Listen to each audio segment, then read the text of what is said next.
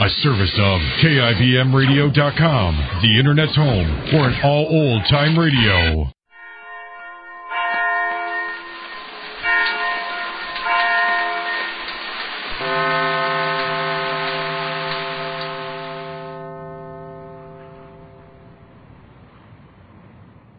This is Orson Welles, speaking from London.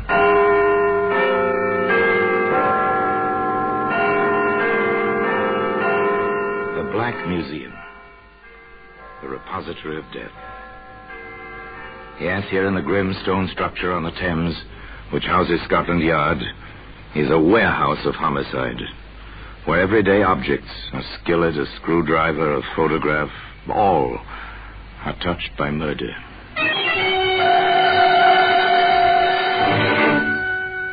Here's a .22 caliber pistol. It's a familiar object. You've seen one or its picture. You've never touched one. An elegant little weapon. Blue steel, mother-of-pearl inlaid grip. Beautiful in its dainty, snub-nosed wickedness. A lady's weapon, wouldn't you say, Pepper? Looks as if it wouldn't harm a fly. Pretty in its way, Inspector. Pretty and dangerous. There ought to be a law forbidding the manufacture of these toys.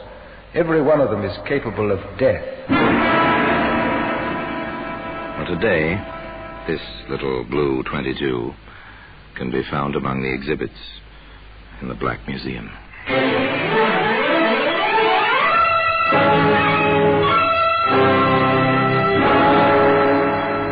From the annals of the Criminal Investigation Department of the London Police, we bring you the dramatic stories of the crimes recorded by the objects in Scotland Yard's Gallery of Death, the Black Museum.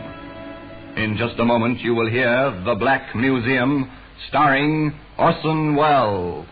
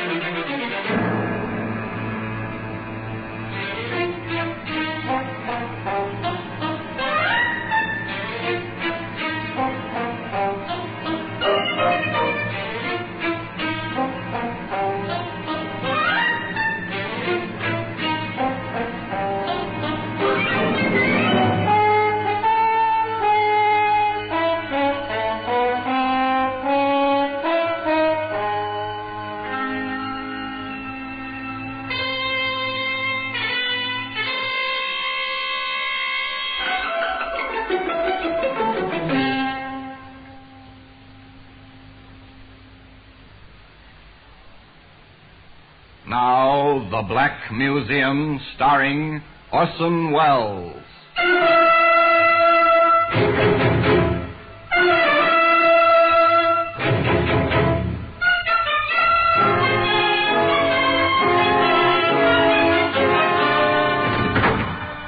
Well, here we are in the Black Museum.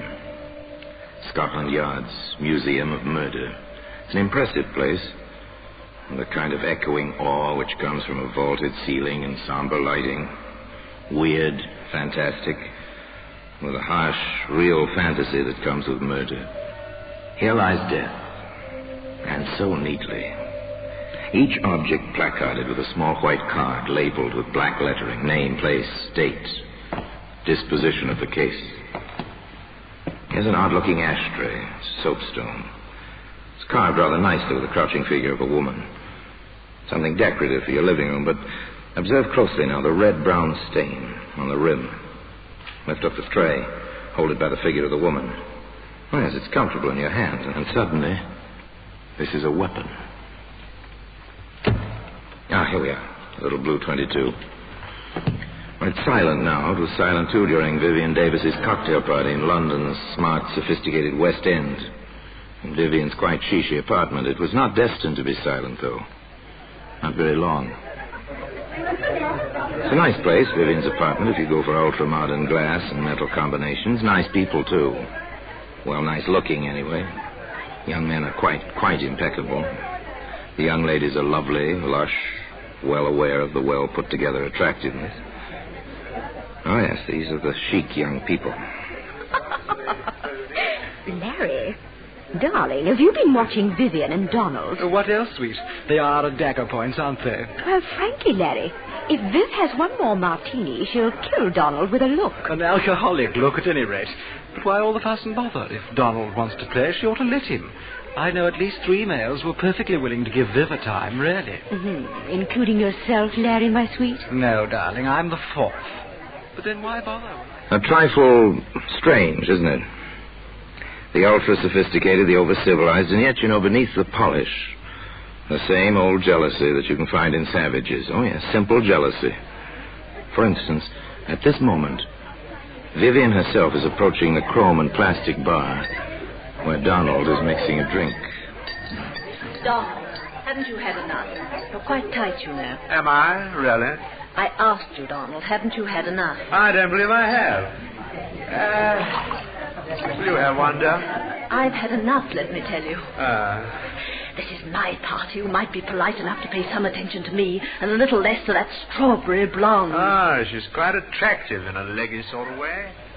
Oh, yes, quite elemental beneath the polished surface. An interesting situation. It continues, of course, as long as the party lasts.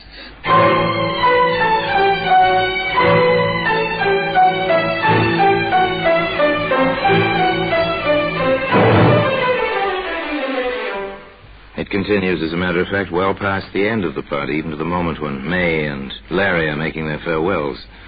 The last of the guests to go. Oh, it was simply marvelous, Viv, darling. Just delightful. I always adore your parties, Viv. The liquor flows like water. Oh, thank you both for coming. My little parties wouldn't be the same without you. Isn't that so, Donald? Huh? Yes, of course. Coming, Donald Lowson? Well, I don't exactly know. Larry, please. What? Oh, put my foot in it, didn't I? I'm sorry, old man. Au revoir, Viv. Let the martinis run again sometime soon. Bye, darling. Ring me, won't you? Oh, soon, darling. Quite soon. Donald's for it now. Did you see the look in her eye? Come along, dear. Don't be catty. Oh, I don't know. The party's over now. Silence descends on the carpeted hallway. For a moment or two. And then, through the muffling walls... You stupid little, silly little beast on that woman. Oh, stop it, Viv. I'm not interested in her. Don't you make me look like a perfect idiot. And there's this woman. A jealous woman. Where does it go? Isn't it obvious? Of course. Somebody's bound to be hurt.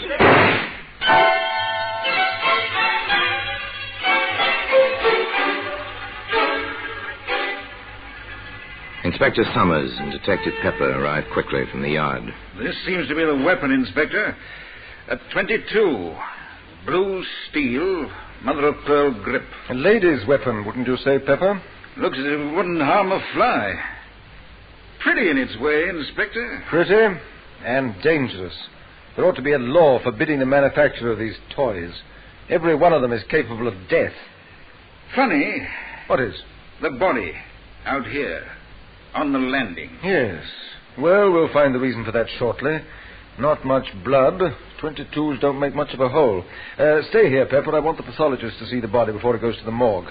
You know the procedure. I'll be inside with the prime and only suspect. Yes, sir. I understand.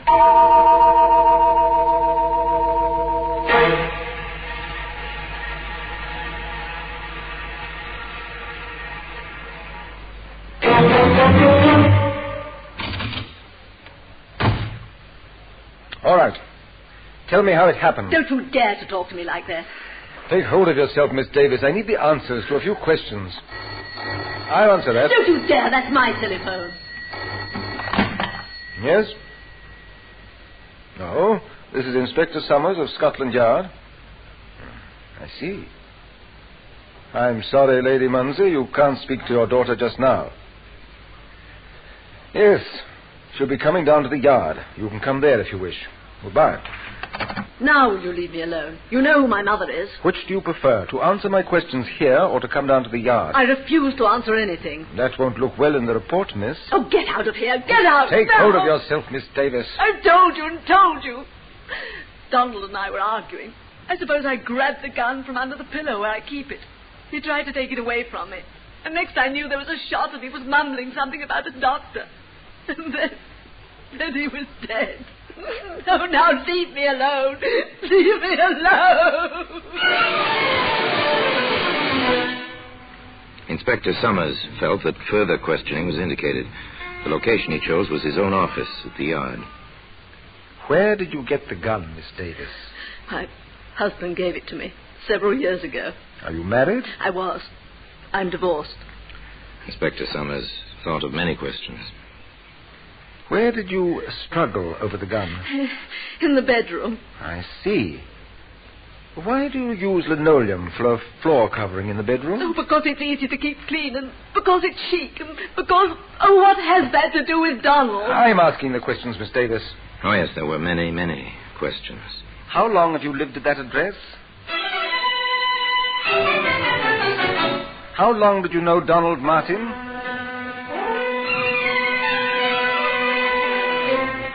Have you ever bought any ammunition for that gun?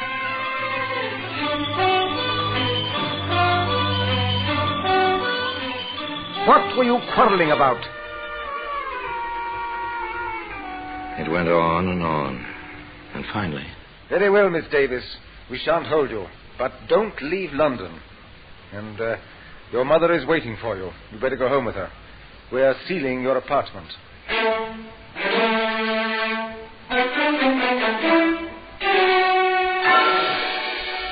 An inconvenient matter, violent death from a gunshot wound. Apartments are sealed, people investigate. One's whole life is turned inside out. And then there are the experts.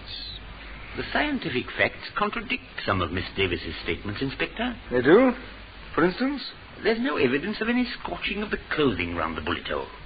From that fact and the spread of the smoke stain, I deduce that the gun was held from 3 to 6 inches from Martin's chest. As the blood ran down the chest, he must have been standing at the time.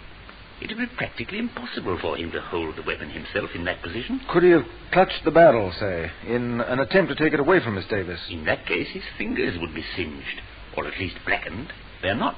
I do not believe that the man was touching the weapon at all when it was fired. An embarrassing conclusion, to say the least. There were other things. I've checked Martin's shoes at the morgue, Inspector. Well? If they struggled in that bedroom, on that polished linoleum floor, his shoes would have had to scratch the floor. They're leather-soled, and they have metal taps on the tips. Very good. Another discrepancy. Now, Pepper, I think we'd better have a bit of a talk with the neighbors. Are you certain of that, Mrs. Merritt? I am positive. It's not the first time they yelled at each other, those two, and the walls are thin. Do you have it down, Pepper? Yes, sir. They had a quarrel about 2 weeks ago. He left. She leaned out of the window, only half-dressed, and shouted at him, "Laugh, baby, laugh for the last time." And then she fired a gun at him. Thank you. Now then, Mrs. Merritt, before the shot last night, did you catch any of the words they said? His? Oh, no, sir. But, well, her bedroom is next to mine, and I heard her say as clear as day and at the top of her lungs, "I will kill you." Thank you, Mrs. Merritt. Anything else? No, sir. Very well. Let's go, Pepper. All right, Pepper. I think we have the makings of a case. Pick her up. We'll book her for willful murder. And today, the little blue 22, which was to play such an important part in the case, can be seen among the other exhibits in the Black Museum. In just a moment, we will continue with The Black Museum, starring Orson Welles.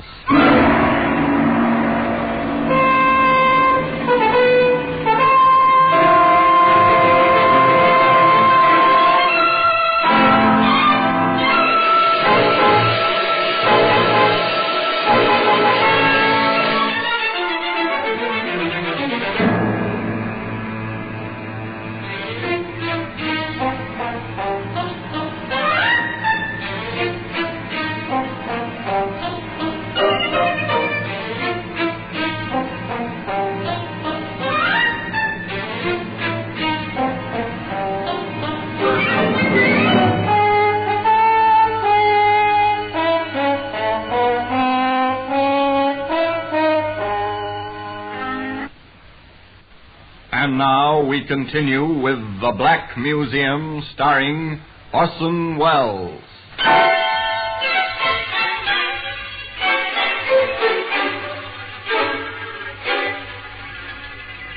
As the inspector said, they felt they had a case.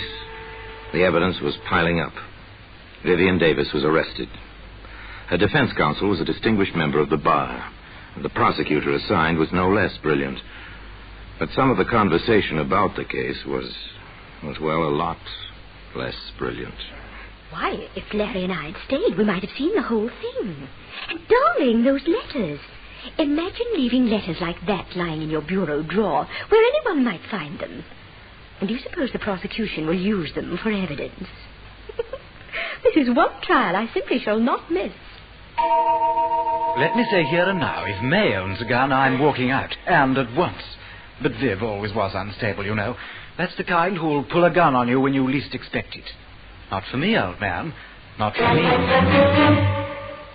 I always said she was no better than you'd think. Wild parties at all hours, firing guns around, drinking. Oh, I dare say the woman wasn't happy. But then who is?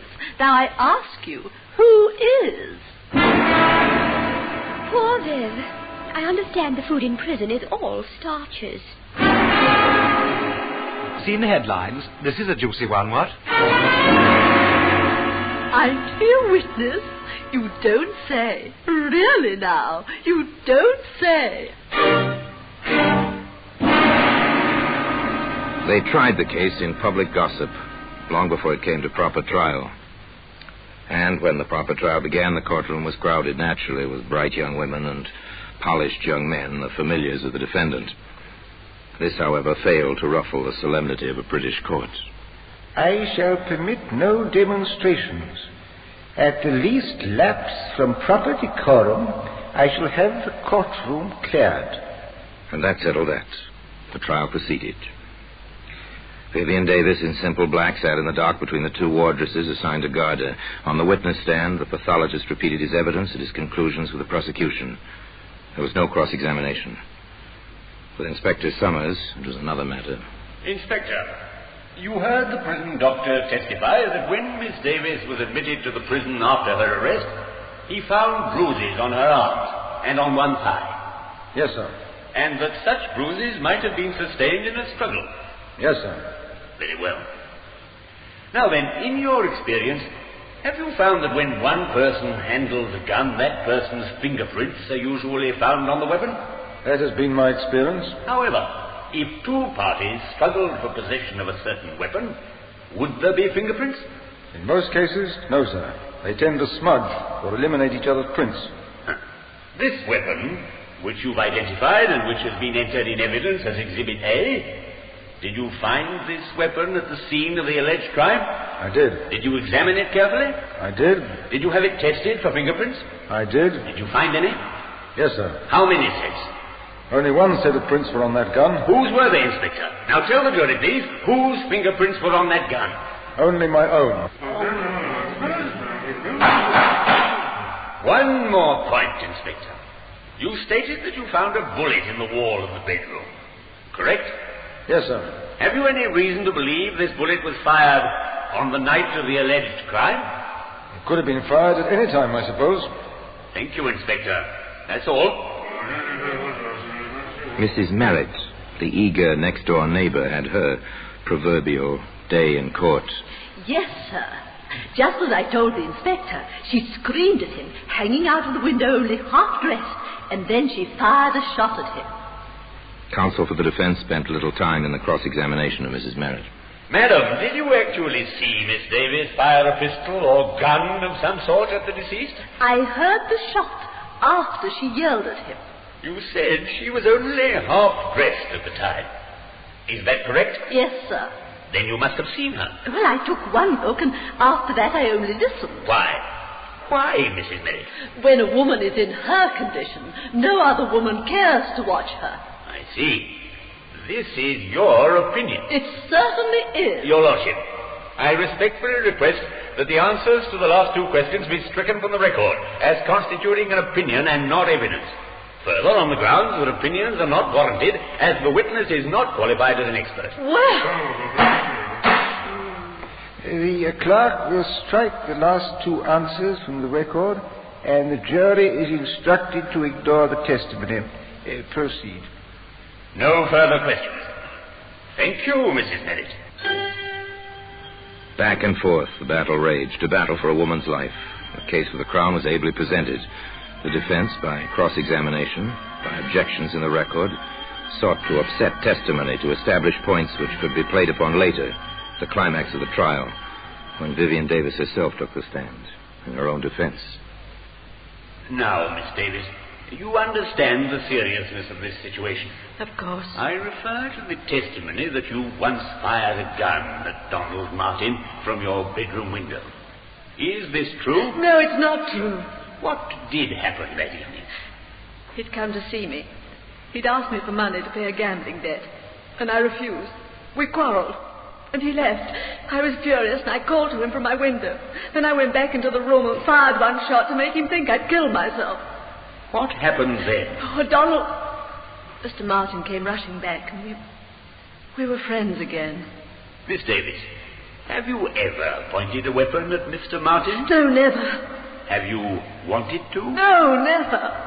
Did you shoot him the night he died? No! Have you any recollection of his having spoken to you between the time he was shot and the moment he died? I'll never forget it as long as I live. What did he say? He said, I wished the doctor would hurry. I want to tell him that this was an accident. It's not your fault. He said it over and over.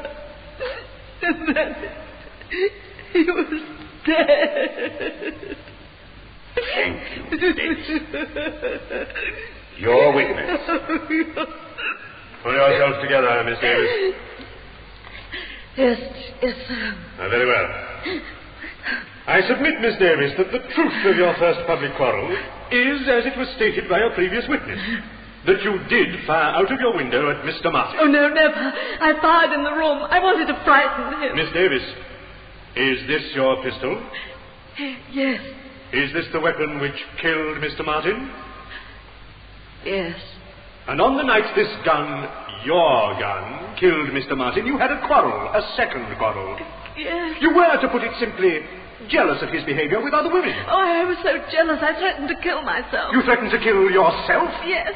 Then why did you shout, I will kill you? No, I never said that. What did you say, Miss Davis? I never said I'll shoot myself. The other, I never said. Why should I? I was jealous, but that was because I loved him. Oh, you've got to believe me. I loved him. I did. There was more, much more, over and over, but they never managed to shake her on the essential points. I never pointed a gun at Donald in my life. And, of course, I never said I'd kill him. I said I'd kill myself. at long last, with Vivian Davis on the verge of collapse, the prosecutor let her go. Shortly thereafter, the defense rested. Summations were brief. For the prosecution, this woman is guilty of the crime with which she is charged. There is no doubt in our minds, nor should there be any in yours, that she held the pistol and fired the shot.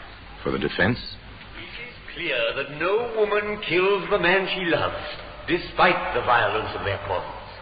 This was an accident. It is clear that it was an accident. the presiding justice was clear and concise in his charge to the jury. The gentlemen of the jury, in conclusion, let me advise you there are 3 possible verdicts you may return under the present indictment. Guilty of murder, guilty of manslaughter, or not guilty of any offense. I commend the accused to your most painstaking deliberations. The jury filed out. They stayed out for 2 long, weary hours. There was chatter in the courtroom. There always is. But even the gossip was subdued. Everybody waited. Waited. It seems perfectly incredible. A murder trial, and I've been in on it since the beginning.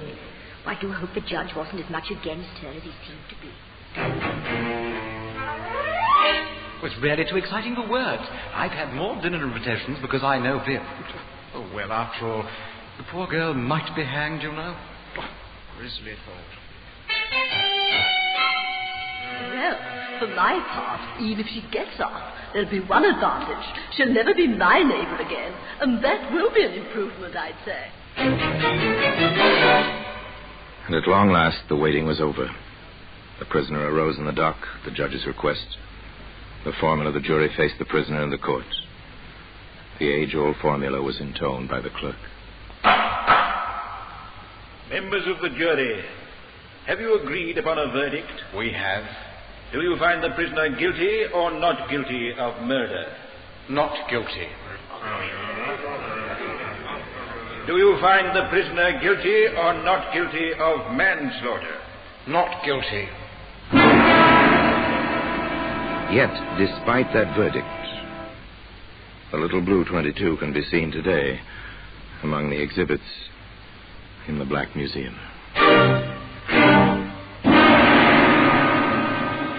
Orson Welles will be back with you in just a moment.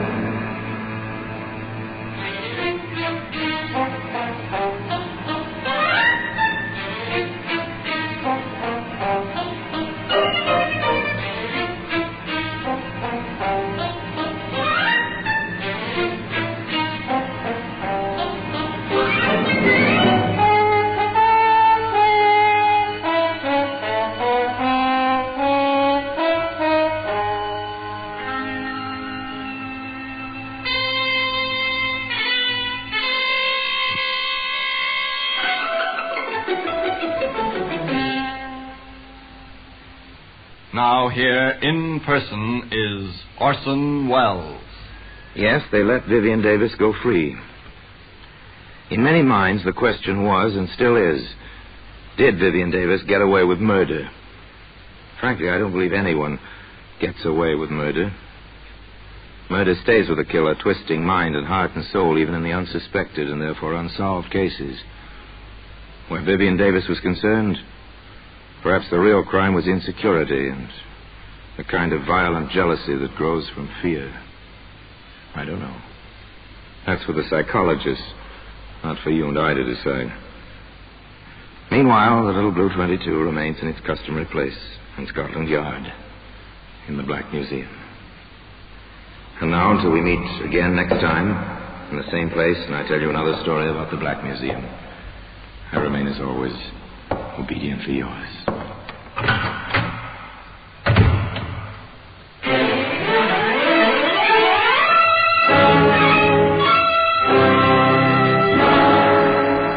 The Black Museum, starring Orson Welles, is presented by arrangement with Metro-Goldwyn-Mayer Radio Attractions. The program is written by Ara Marion, with original music composed and conducted by Sidney Torch. Produced by Harry Allen Towers.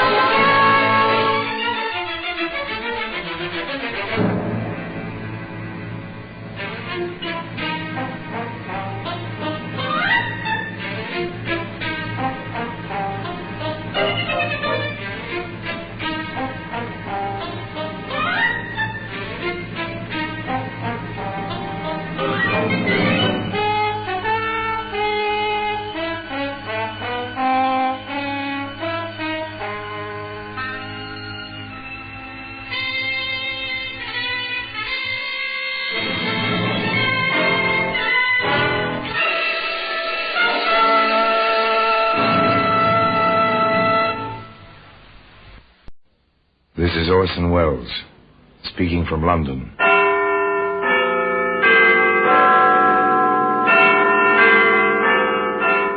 The Black Museum, a repository of death. Yes, here in the grim stone structure on the Thames which houses Scotland Yard is a warehouse of homicide. where everyday objects, a kitchen knife, a roller skate, a violin string, all are touched by murder.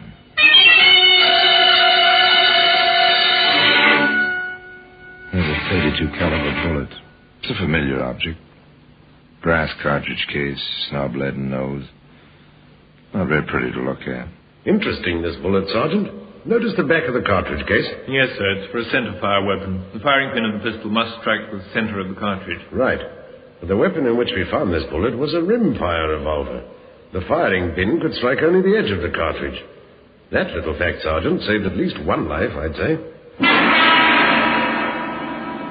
Well, today, that centre-fire bullet can be seen in the Black Museum.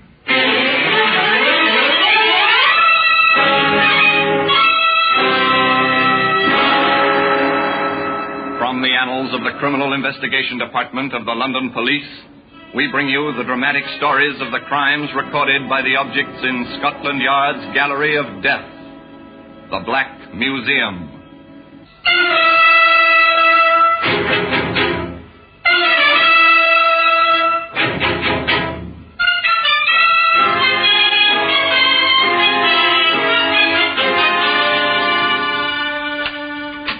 Here we are. Black Museum. Scotland Yard's Museum. A museum of murder. Here lies death. So orderly, so well kept. Row and row. A macabre record of the violence of many generations. Each object in its place, each marked, tagged, carded with name and place and date. Each object in this room enjoyed in its life one supreme moment, when the eyes of the world were upon it, and it played its silent part in a case of murder.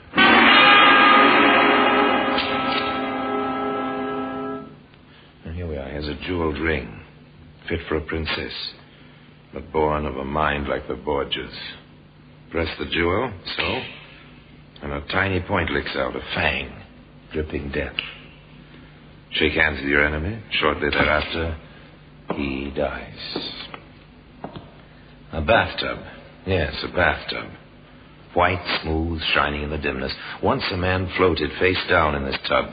He slipped or he had been pushed. Was the mark on his skull caused by striking his head as he slipped, or by a blunt weapon? In any case, he drowned. I see. The 32 caliber bullet. Even here, lying so quietly, so somber, it's ugly. This object was made for killing. As a matter of fact, it never did kill. That's the story. It began on a London street. A dark sedan drove slowly into the stream of traffic. And three young men in it. One seems quite a bit younger than the other. Even so, the car continues to cruise along.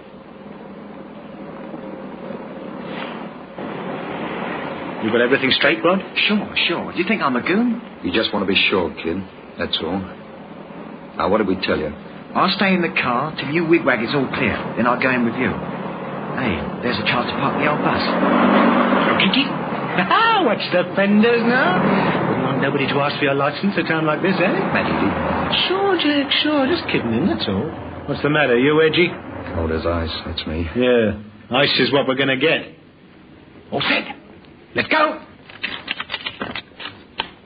Two young men leave an automobile, stroll up the street, hands in pockets, cigarettes dangling loosely from their mouths. They walk past a busy jewelry store. Pretty crowded. Maybe we ought to wait. Could be. No use taking chances.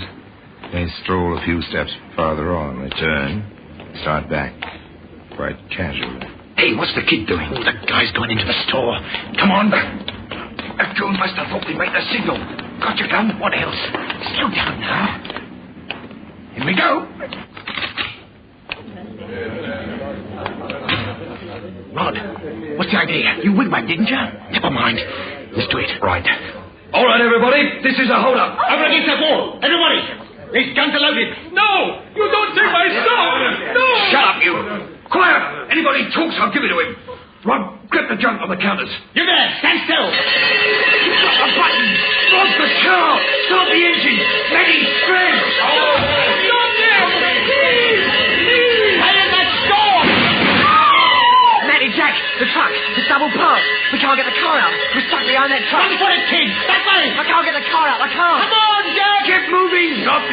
Stop! Stop! You're the thieves! Stop! Get out of my way, you! I've got you! I've got you! Please! Now it's in the fire! Run, ready!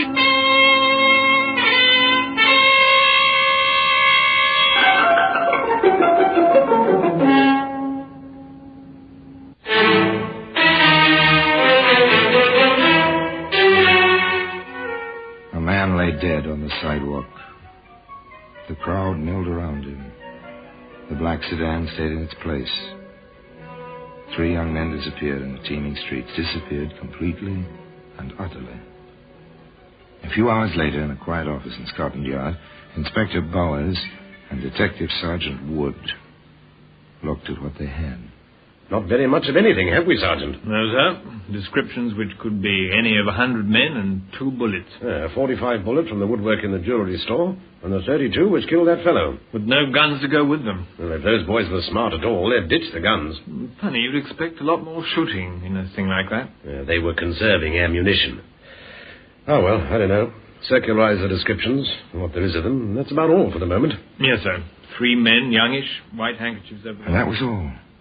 Now, where do you start among 8 million people searching for 3 youngish men who may be miles away by now? Well, the answer is you don't start. You wait. You have patience. And sometimes your patience is rewarded. Sometimes sooner than you expect. This is Wilson, Inspector. He's the cabbie who called in this morning. Ah, how do you do, Wilson? Sit down. Thank you, sir. Thanks very much. Wilson may have something on the jewellery store killing, sir. Yes, well, let's hear it, Wilson. Well, sir, I never thought about it till I seen the papers this morning. All about the hold-up and that poor fellow who got himself killed yesterday. Yes, go on, Wilson. Well, sir, I was taking my cab along Queensbury Road, about a block from the place where it all happened, when a fellow with a white thing round his neck hops on the running board. I've a fare, so I waves him off. Now, I see him go into that big building, the Brook building, I think it is, sir. Corner of Queensbury and Mason. Oh, you're certain of this, Wilson? Oh, yes, sir. Anything else? I'm not so sure of this, Inspector, but I think I saw another fellow run in the building after the one what jumped onto my cab. Oh, very good, Wilson. Well, you may have been quite helpful. Thank you very much. Thanks. Get your hat, Sergeant. We're going exploring. The reward of patience. And sooner than expected, but only a bare and vague beginning. This kind of investigation takes long hours and hard work. And endless questions. Up and down the hallways of the large office building, in and out of business offices. Did you notice any commotion in the hall yesterday around 3 o'clock? Did a man with a white scarf around his neck take your elevator around 3 o'clock yesterday? Did you hear any running or anything like that around 3 o'clock yesterday? On and on, upstairs, downstairs, nothing. No one noticed anything, nothing irregular, no commotion. What was that? Did the porter notice anything? 2 fellows. One of them had a raincoat, I think. Both of them had white rags round their collars, sort of. Oh, you're sure of this? Oh, yes, sir. They seemed in a hurry, sort of. Where did they go? Which office, you mean? That's right. Well, I wouldn't know, sir. They went up the stairs just as I was putting some empty waste cans on the service lift. Oh, did you see them in again? Well, now you mention it, yes, sir, I did. Where? On the 3rd floor it was. I was taking my mop to the hall. One of them was sort of half sitting on the stair rail. The other fellow was looking out of the hall window that opens onto Queensbury, sir. They didn't have the white rags, sir, but they were the same fellows. Anything else?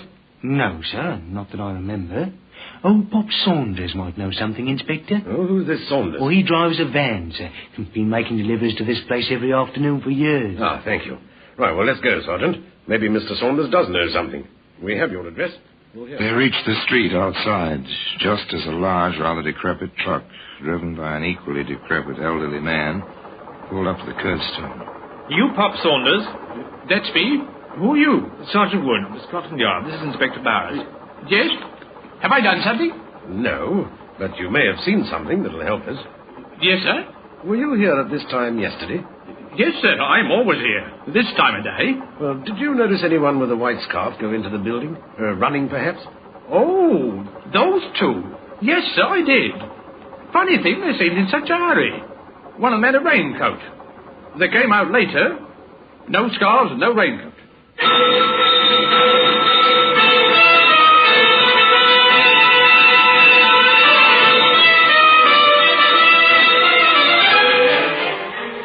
search is on for a raincoat. Scarves or handkerchiefs can go into pockets, not raincoats. The Brook building swarms with police. Every nook and cranny is inspected. In the cellar, in a dark corner. This must be it, Inspector. Every other raincoat in the building's accounted for. Not a mark on it. Nothing. Yeah, try ripping the lining, Sergeant. Nothing, sir. Except the manufacturer's stock tag under the armpit. Not much, but a little at any rate. Check the manufacturer. From there to the jobber who bought the lot on which that coat was packed. From the jobber to the retailer. It's times like this I thank heaven for rationing. At least they have to keep a record of the clothing coupons and the names of everyone who buys anything. A thin, tenuous trail and a mountain of sales slips to go through. But nothing strikes a chord of memory. And then, the sergeant thinks of something. Inspector, when they make out these records, don't they write the last names first? Yeah, you're right. They do. Oh, well, back over it again. Here, how about this, Sergeant? Mac Stanley. The other way, Stanley Mac. Remember that name, Sergeant? Stanley Mac. Not a usual name. Yes, sir, I do. Didn't he testify at a trial about 2 years ago? He did. The trial of Jack Georgeston. He was sent away for armed robbery. First offense. Light sentence. Pal Georgeston ought to be out by now. All right, let's get his dossier over here, Sergeant, and then invite him in for a talk. It may be interesting, if nothing else. Well, today, that center fire bullet can be seen in the Black Museum.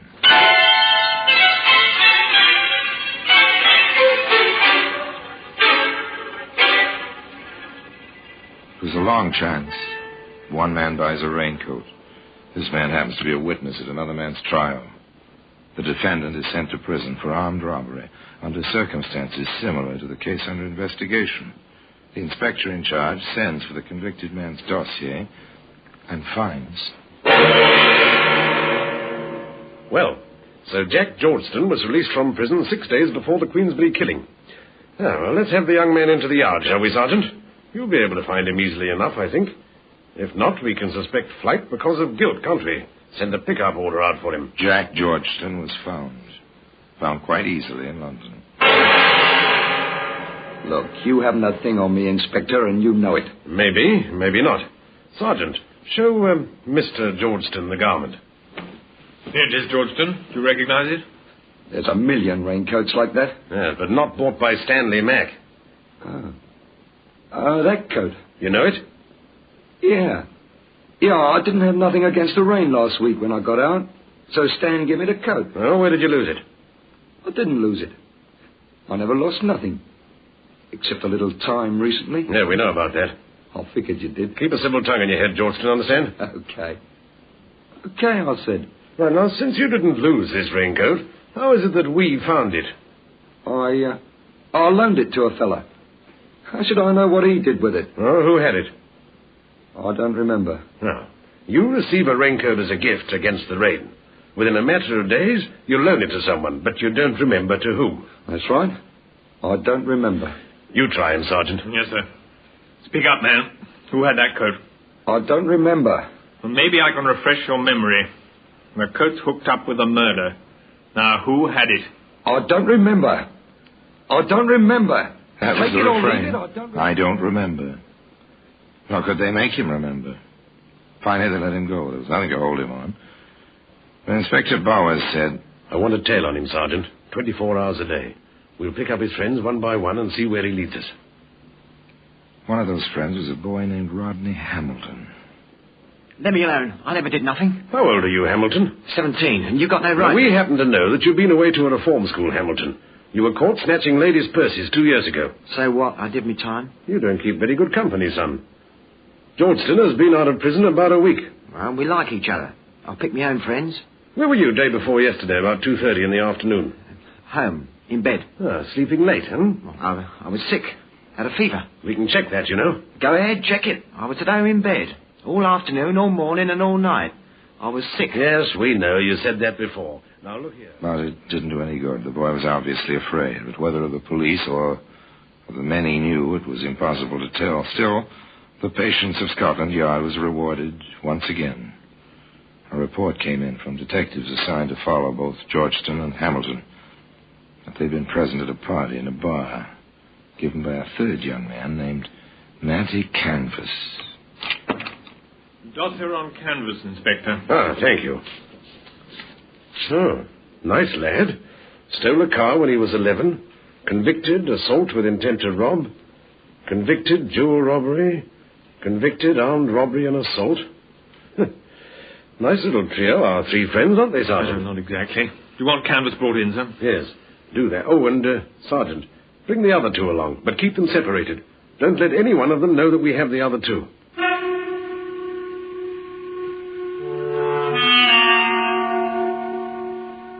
Nothing highly dramatic, merely routine, Scotland Yard routine, recognizable as standard practice by any policeman in any large city.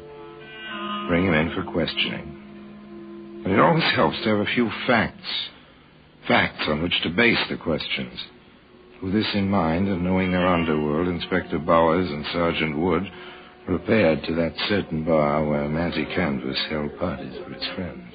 Nothing much here. Well, there may be. Keep your ears open. Another pint of ale, please. Right you are, sir. Oh, now, Larry, let me wait on the gentleman. Sit yourself, Miguel. Sit yourself.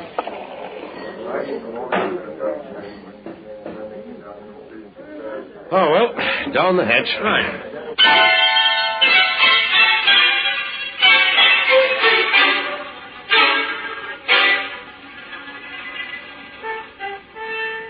Patience. Frequent the bar. Wait. Keep your ears open. Don't talk. Just wait. Say, Larry, you hear they picked up Matty? Yeah, and the other two. Not two. That kid? Well, I, for one, ain't sorry. Gives the place a bad name, having kids around with guns in their pockets. Not bright. Canvas ain't bright, that's for sure. Lets himself get bunked out of 5,000 quid's worth of stuff. Gets mad. Works the kid like that, they're rod. Oh, well, so it goes, I always say. Another couple of pints, please, miss. Oh, yeah, sure.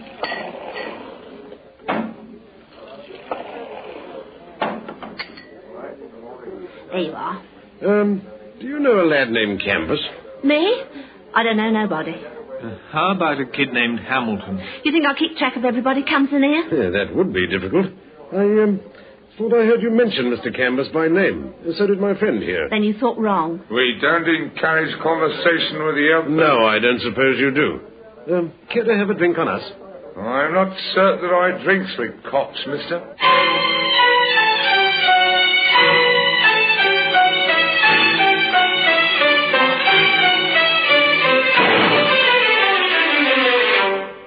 More routine ahead.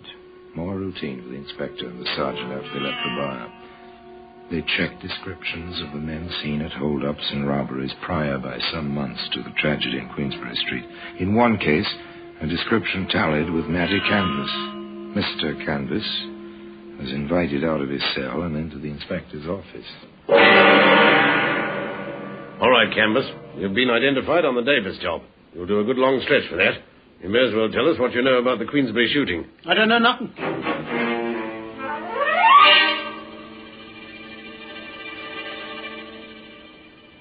Turn King's evidence, Canvas, and you'll get off easily. Otherwise, it's a hanging matter. You can't pin that one on me. I was miles away. I can prove it.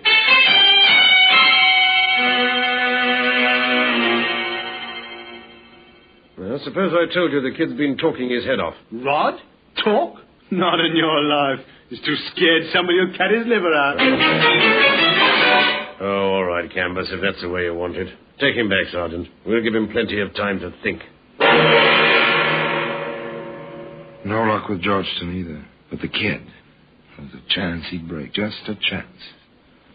The inspector took it. Look, boy, your pals are saying that you held a gun that killed the fellow in the Queensbury hold-up. I never had a gun. Maybe they're framing you, lad. After all, you're pretty young, 17. You won't hang. They will. So naturally, they say it was you. I didn't. I never touched the gun. Canvas says you did, that you had the 32 all the time. I never did. They can't say it. They can't. But they do. Both of them told me. Looks to us like they got together to put the job on you. Well, why shouldn't they? They might have to die. There were only two guns. They had them. You've got to believe that. You've got to. We don't have to believe anything except evidence. If you had the guns, if I told you where they were, I said it. I didn't mean to talk. I did. Keep talking, lad. It's the only way to save your neck. My neck? If you held that gun and pulled that trigger... All right, we threw the guns away, both of them. The 45 Matty had and the 32 Jack had. We threw them in the river from the quay at the Lancashire Wharf. If you can find them, you'll see. Maybe there'll be fingerprints. You've got to find them guns. You've got to!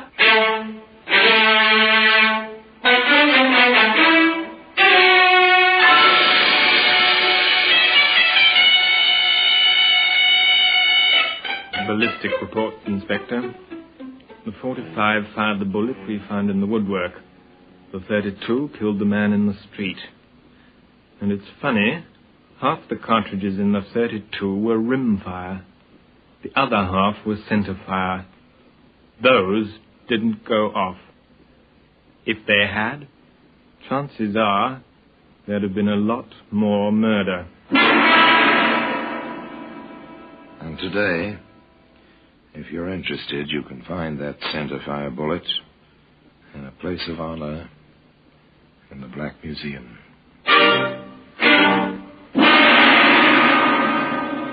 Orson Welles will be back with you in just a moment.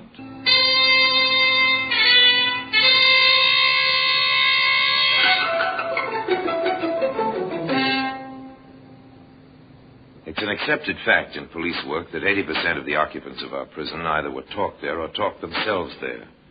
In this case, it was patient police routine plus the talking of young Rod Hamilton, which put Rod behind bars for the rest of his life and brought Georgeston and Canvas to the 13 steps and the rope one morning at 8 o'clock.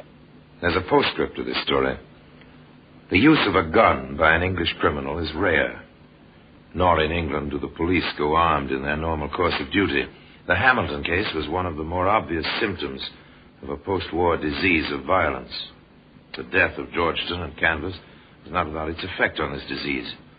For days, weeks, and even months after their execution, pistols, guns, knives, many of them perhaps innocent wartime souvenirs, others of more dubious origin, were found by the police on rubbish heaps, disused gardens, on the mudbanks of the River Thames. The criminal world of London had come to terms with their traditional enemies at Scotland Yard. And perhaps, after all, the innocent man had not died in vain. The bullet that killed him, the centerfire bullet, remains in its customary place in the Black Museum. And now, until we meet next time in the same place, I tell you another story about the Black Museum. I remain, as always, obediently yours.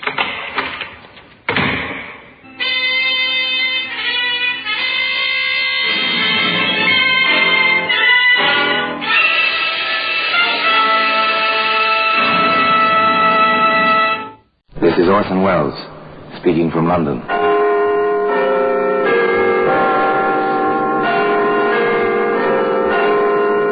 The Black Museum, the repository of death. Here in the grim stone structure on the Thames, which houses Scotland Yard, is a warehouse of homicide, where everyday objects, a piece of wire, a chemist's flask, a silver shilling, all are touched by murder.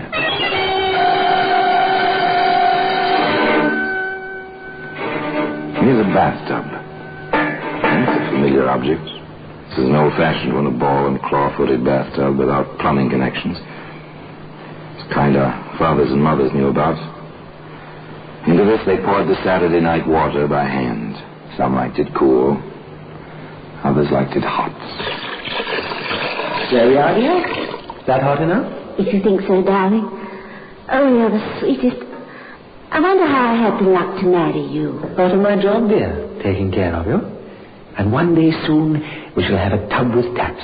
One of the new ones. You'll see. Now today the bathtub can be found in the Black Museum.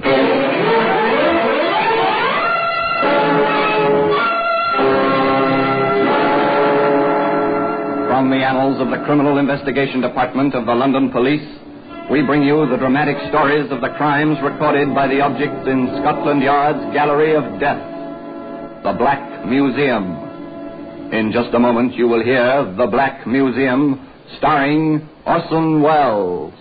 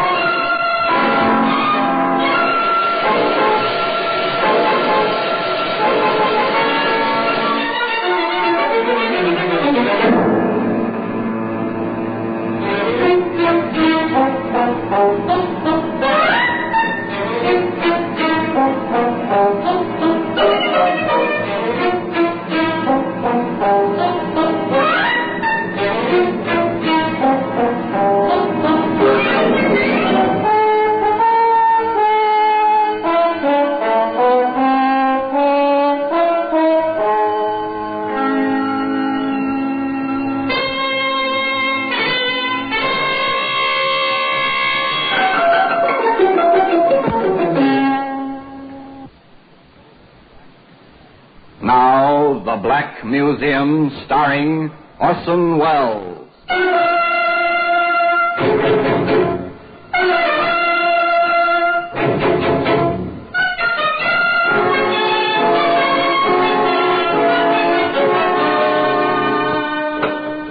Here we are in the Black Museum, Scotland Yard's mausoleum of murder.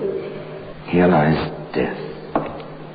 Like the ordered rows of markers in a military cemetery, the white cards of the black printing line the silent shelves, the cabinets, the crowded floor, each card identifying a means to murder. A lovely wine glass here, beautiful ringing crystal. Yet in that sound was terror. In this glass was poison and horrible writhing death. Here we are, here's the bathtub. So innocent, even comical. Basis for 1,000 jokes. Foundation for laughter, circa 1910. No plumbing attached, of course. One poured the water in from buckets and pitchers. Truly an effort, the use of such a tub as this. Definitely a matter for an interior, not for an exterior. Certainly not for a garden like this, where in the peaceful year of 1910, Edward Jones read aloud to his wife, Evelyn. Friendship is constant in all other things save in the office and affairs of love. Therefore all hearts in love use their own tongues. Let every eye negotiate for itself and trust no agent. For beauty is a witch against whose charms faith melteth into blood. This is an accident of hourly proof which I mistrusted not. That's Shakespeare's Much Ado About Nothing, my dear. Like it? You read so well, Eddie, darling. So well. I do like it here, Evelyn. I wish nothing ever interrupted us. But, as the bard said, the world is too much with us. You make that sound as if you were going off on another trip. Are you, darling? I'm afraid so. That case for Mr. Carter, the Ming Dynasty cherry water bottle, remember? I've heard of one up north. Oh, dear, I wish I could run an antique shop without these interminable trips. But I suppose there's nothing for it. Too bad. Poor Eddie, poor Evelyn, separated so often and for such long periods. But business is business, and a living must be made. Eddie bids his wife a fond farewell and proceeds on his way to a middle-sized city. There he walks the street, enjoying the sunshine and the crowd, when suddenly... Ed! Oh, Ed, darling. Oh, at last, after all these months. Oh, Ed. Wait, what? Anne. Oh, my darling. Oh, Eddie. Oh, it's been so long and no word. I thought you might be dead. Of course not, darling, like the bad penny. Why, I was hoping against hope I'd find you any minute. I went back to our place, but you're gone. A new landlady, no information. Oh, but what happened, darling? You never wrote, and I waited and waited. Yes, it was an accident, darling. Blow on the head.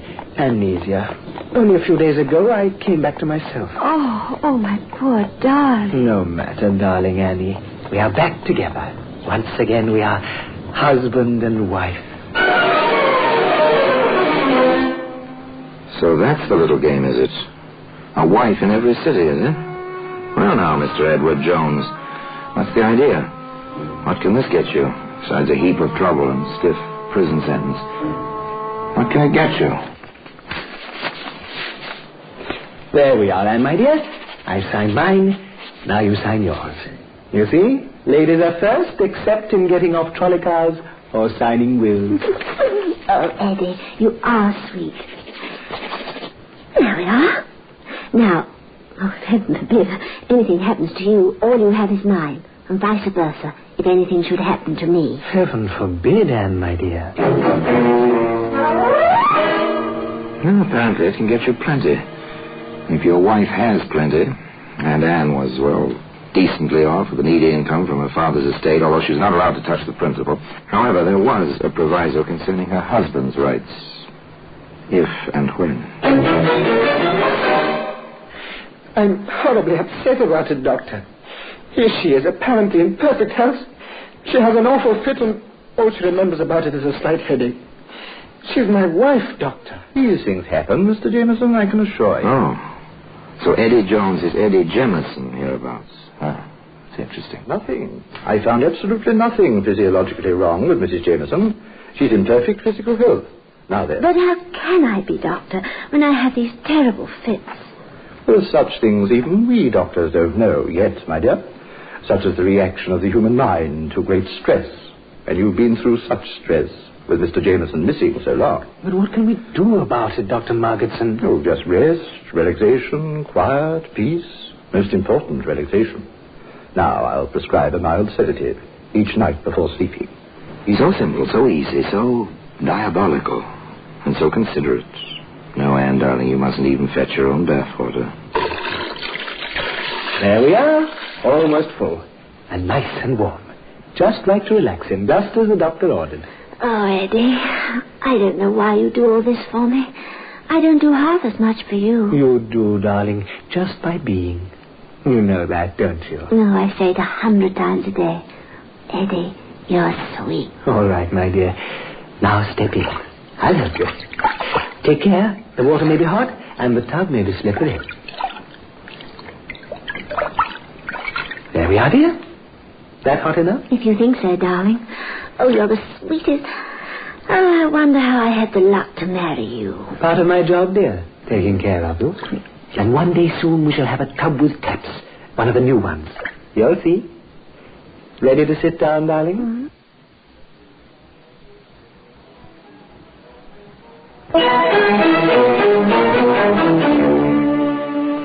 Quite a pair of lovebirds, Anne and Eddie Jameson Jones. No wonder the poor fellow could hardly contain himself some 30 minutes later. I went out for a minute to make the tea. Doctor, how could she go so quickly? It is strange. But certainly an accident. I barely turned my back, just put some water on in the tea kettle. And when I returned, there she was, floating face down in the water.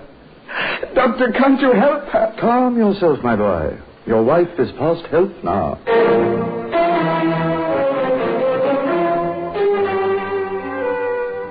Such tragedy, such tears, and a will, by which Eddie came into something over 800 pounds. In 1910, that was a fair amount of money. Enough for a man to live on with his wife for quite some time, while he read Shakespeare aloud in a quiet garden. Shall I compare thee to a summer's day? Thou art more lovely and more temperate. Rough winds do shake the darling buds of May, and summer's lease hath all too short a date. Evelyn, how you stand for me for all my absences, I hardly know. I suppose I love you, dear. You are nice. And you're a good provider. So until you come back, I'm always content to wait. Go on. Read some more, darling. Yes. Yes, of course. Nor shall death brag thou wanderest in his shade, when in eternal lines to time thou growest. So long as men can breathe or eyes can see, so long as... Nor shall death brag, the young man read aloud, but where were his thoughts? On his next trip? On the story he would invent? And which story? To which woman? His ever-faithful Evelyn, or young Libby, whom he took to wife some 2 months later? So this is the bride, Mr. Jameson. This is Mrs. Jameson. Isn't she lovely? Oh, Eddie, stop it. We're only married a few hours, and you're embarrassing me already. My deepest apologies, darling. Are our quarters ready? Oh, they certainly are. I'll have my boy help you with the bags. It's not every night we have a bride and groom in this house, you know. No, not every night. This promised to be eventful indeed, particularly if you knew Eddie Jameson Jones. Oh, Mrs. Grundy. Yes, Mr. Jameson? I hate to bother you, but could we have enough hot water for a warm bath?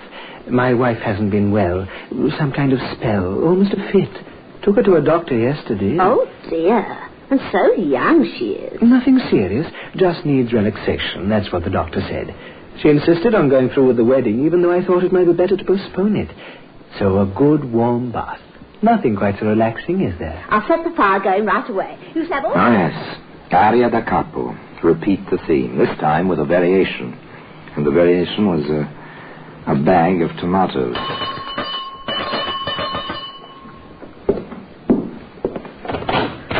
Oh, Mr. Jameson, I didn't hear you go out. I just ran out while my wife was in the tub. Picked up some tomatoes. Fried tomatoes are her favorite dish. And I thought, well, tonight or all night, she ought to have them. If you don't mind fixing them, Mrs. Grundy. It'll be a pleasure, Mr. Jameson. I'll have them ready with your dinner, never fear.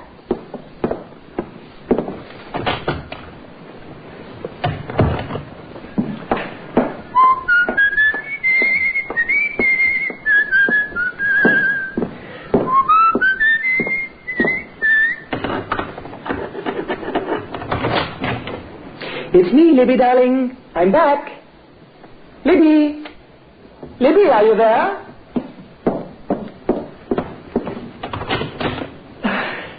Good heavens! Mrs. Grundy, help! My wife is floating face down in the tub! She's dead! My wife is dead! And today, you can see that same bathtub in the Black Museum. In just a moment, we will continue with The Black Museum, starring Orson Welles.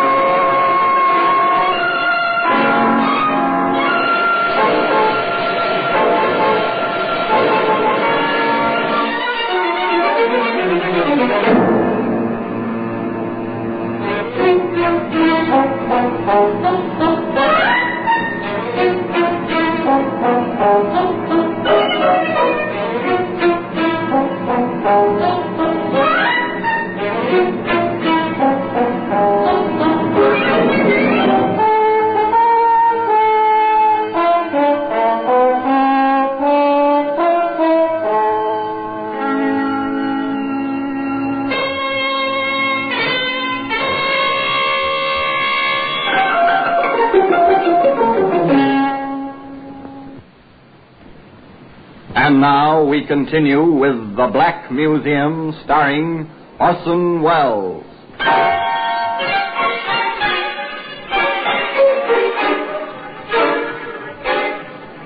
Yes, the girl was dead, floating in the bathtub, face down, just as Anne before her. And Eddie, he was stricken, heartbroken as a bridegroom ought to be. My poor Libby.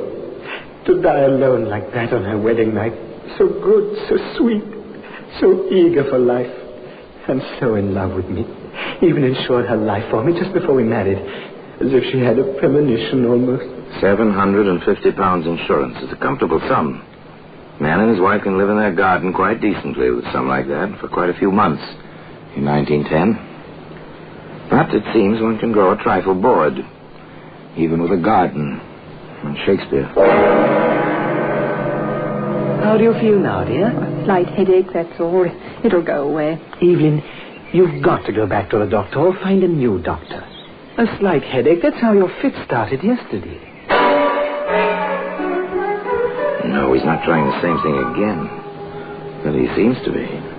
Of course, he's had two quite successfully accidental deaths in his life so far. Perhaps a third? But that's not possible. Or is it? Almost ready, Evelyn? In a minute, dear. Better come while the water's hot. You know what the doctor said about relaxing? Hurry now, darling. It's steaming, but not too hot. All ready, dear? All right, dear. There's not that much hurry. Oh, dear. Who's that now? Wait for me, darling. I'll help you get in. The tub may be slippery. One day we'll have a modern tub with taps and hot and cold running water. You'll see. Now, don't try to get in without me. All right, dear. I'll wait for you.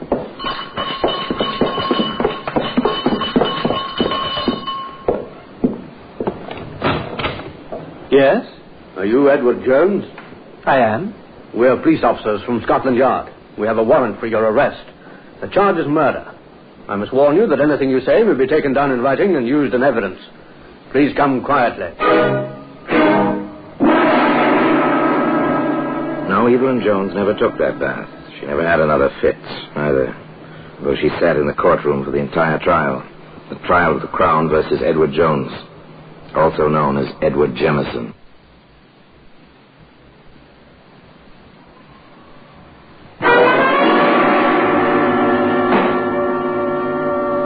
May it please your lordship, gentlemen of the jury, This is a peculiar case.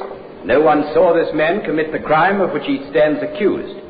Yet every circumstance, every bit of evidence points to the fact that this man stands justly accused and deserves proper punishment. Now, in the course of this trial, you will hear many things about love, about coincidence, about accidental... Oh, yes, they heard many things, that jury, sitting so stiff and serious-minded in its box. Not the least was the opening of the famous defense counsel who held the brief for Edward Jones, also known as Jemison. Nor will we deny that this man may have married bigamously, but he did love these poor women, and it was a far, far better thing he did in marrying them than to lead them astray and then leave them alone with remorse, as so many men have done before him. We deny that my client killed these poor women. We claim only that he was the victim of a set of circumstances and the interference of a busybody. Yes, a male busybody. A male busybody? Well, perhaps. But how could a policeman, in the proper course of his duty, fail to check on so obvious a coincidence? Yes, sir. We had a letter at Scotland Yard from a Mr. John Curtis. What were the contents of that letter, Sergeant? Mr. Curtis had noticed a brief announcement in the newspapers regarding the death of a young woman, a bride, by drowning in the bathtub. He wished to call our attention to a similar accident some time before. In both cases, the name was Jemison. You saw this letter yourself? I did. Is this the same letter? It is, sir. I offer this letter in evidence, Your Lordship, as Crown Exhibit A. It went on like that, slowly, carefully, plugging all the holes as they went along. The details of a routine police investigation which suddenly had become a little more than routine. Sergeant Mason, when you visited the scene of the first drowning, what did you learn? That the man known as Jemison had mentioned two wills. One by himself in favor of his wife, one by his wife in favor of himself. We checked the files of the probate court. The latter had been probated. We called on the lawyer involved. He had a copy of the other will. The man known as Jemison, the deceased, had quite a bit. And when you visited the scene of the second drowning, Sergeant? We learned that the man known as Jemison had mentioned an insurance policy in his own favor. We inquired of all the insurance companies and found the records. He had received some £750 following the death of the young... The first point established. Motive. Money.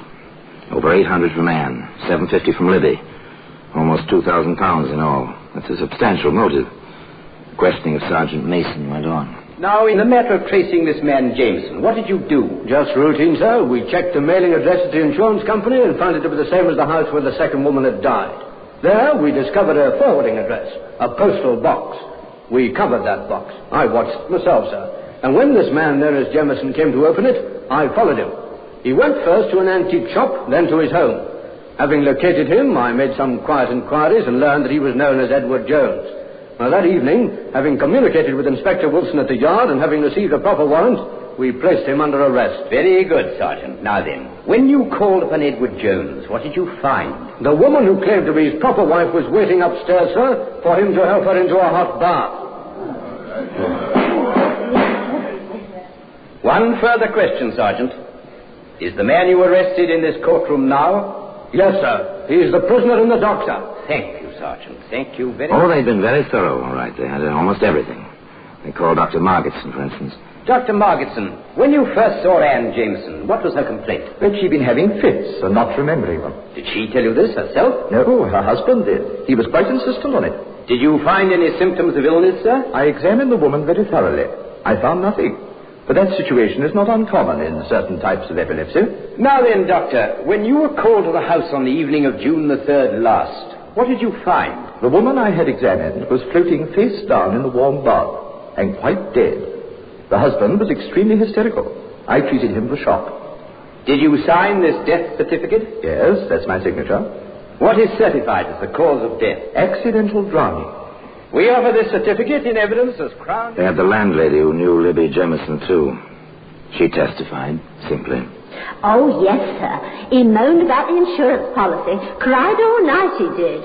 Bit by bit, piece by piece, motive, opportunity, proof of death by drowning, medical evidence. But one great piece of the puzzle remained, as the distinguished counsel for the defense asked. Wormlud is the proof that these two regrettable deaths were anything more than coincidental accidents. Wormlud is the witness who saw my client hold these poor women under the water, or administer sedatives which caused them to faint in the water, or in any way contribute directly to their miserable death. There was no witness. But there was a Scotland Yard inspector with a demonstrable theory. If it please your lordship, 3 bathtubs have been entered in evidence as Crown Exhibits C, D, and E. Inspector Maurice Wilson of Scotland Yard has a theory which he wishes to demonstrate as a witness, and he requires the assistance of an expert. My lord... The inspector took the stand, was sworn in. Then, to the amusement of the spectators, a young lady in bathing dress, testified to as an expert swimmer, was introduced into the proceedings. One of the tubs was filled with water, warm water. At this point, the prosecutor stated, For the assurance of the court, we have a doctor in attendance. Now then, Inspector, if you please, you may leave the witness box and proceed with your demonstration. Thank you, sir. It is our considered theory that the murders were committed as follows. You will remember that in each case, the prisoner reported he found his wife floating face down.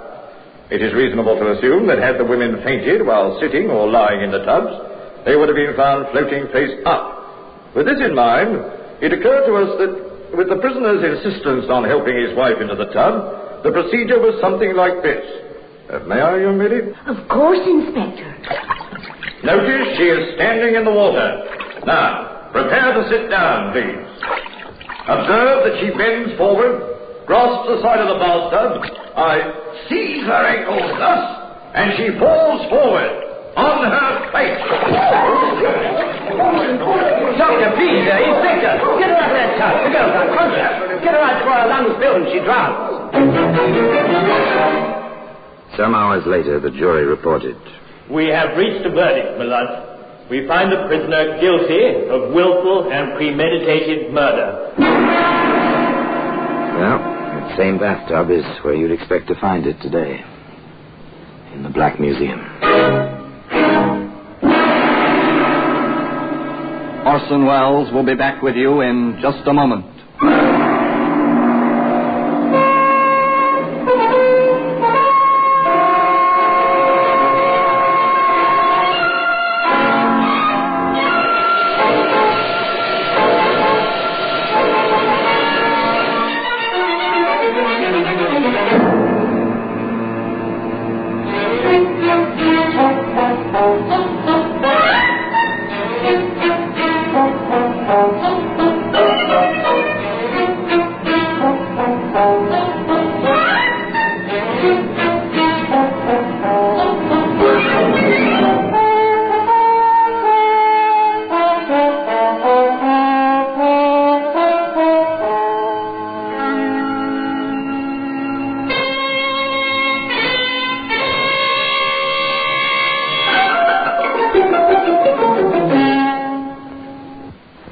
Now here in person is Orson Welles. Eddie Jones, in spite of his common name, was an uncommon man.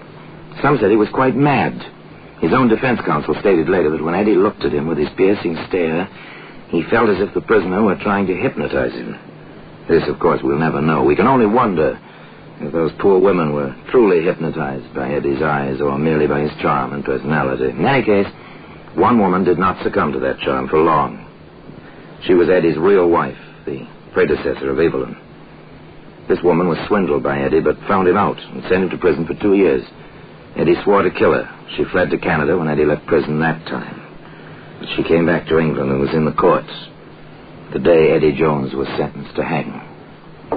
And now, until we meet next time, till we meet in the same place and I tell you another story about the Black Museum, I remain as always, obediently yours.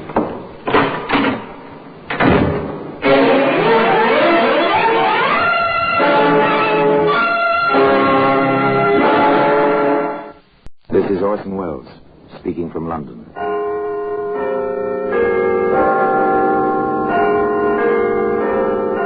The Black Museum, a repository of death.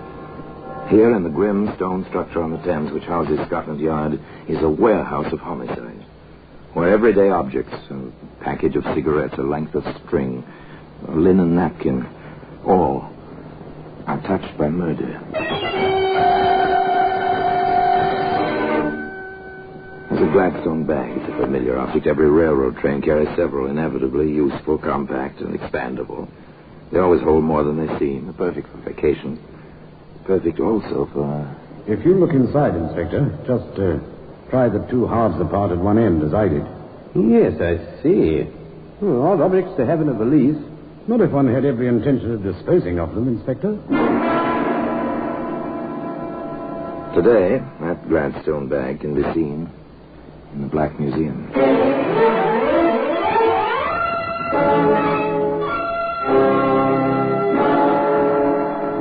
From the annals of the Criminal Investigation Department of the London Police, we bring you the dramatic stories of the crimes recorded by the objects in Scotland Yard's Gallery of Death, the Black Museum. In just a moment, you will hear The Black Museum, starring Orson Welles.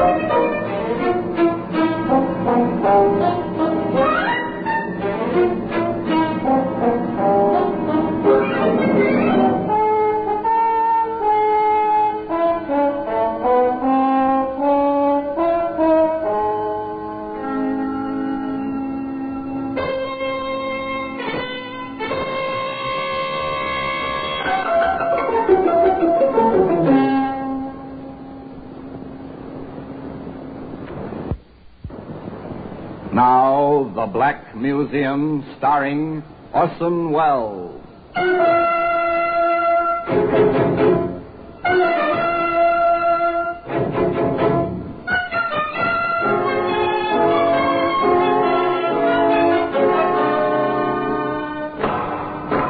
Well, here we are, in the Black Museum, Scotland Yard's mausoleum of murder.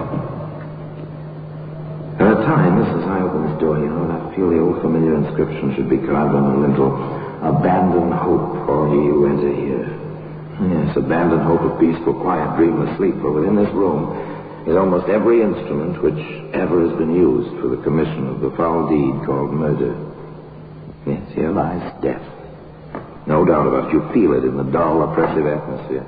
You see it first marked calmly on the neatly lettered cards. So-and-so died by this instrument at the hands of so-and-so, dated, and so forth.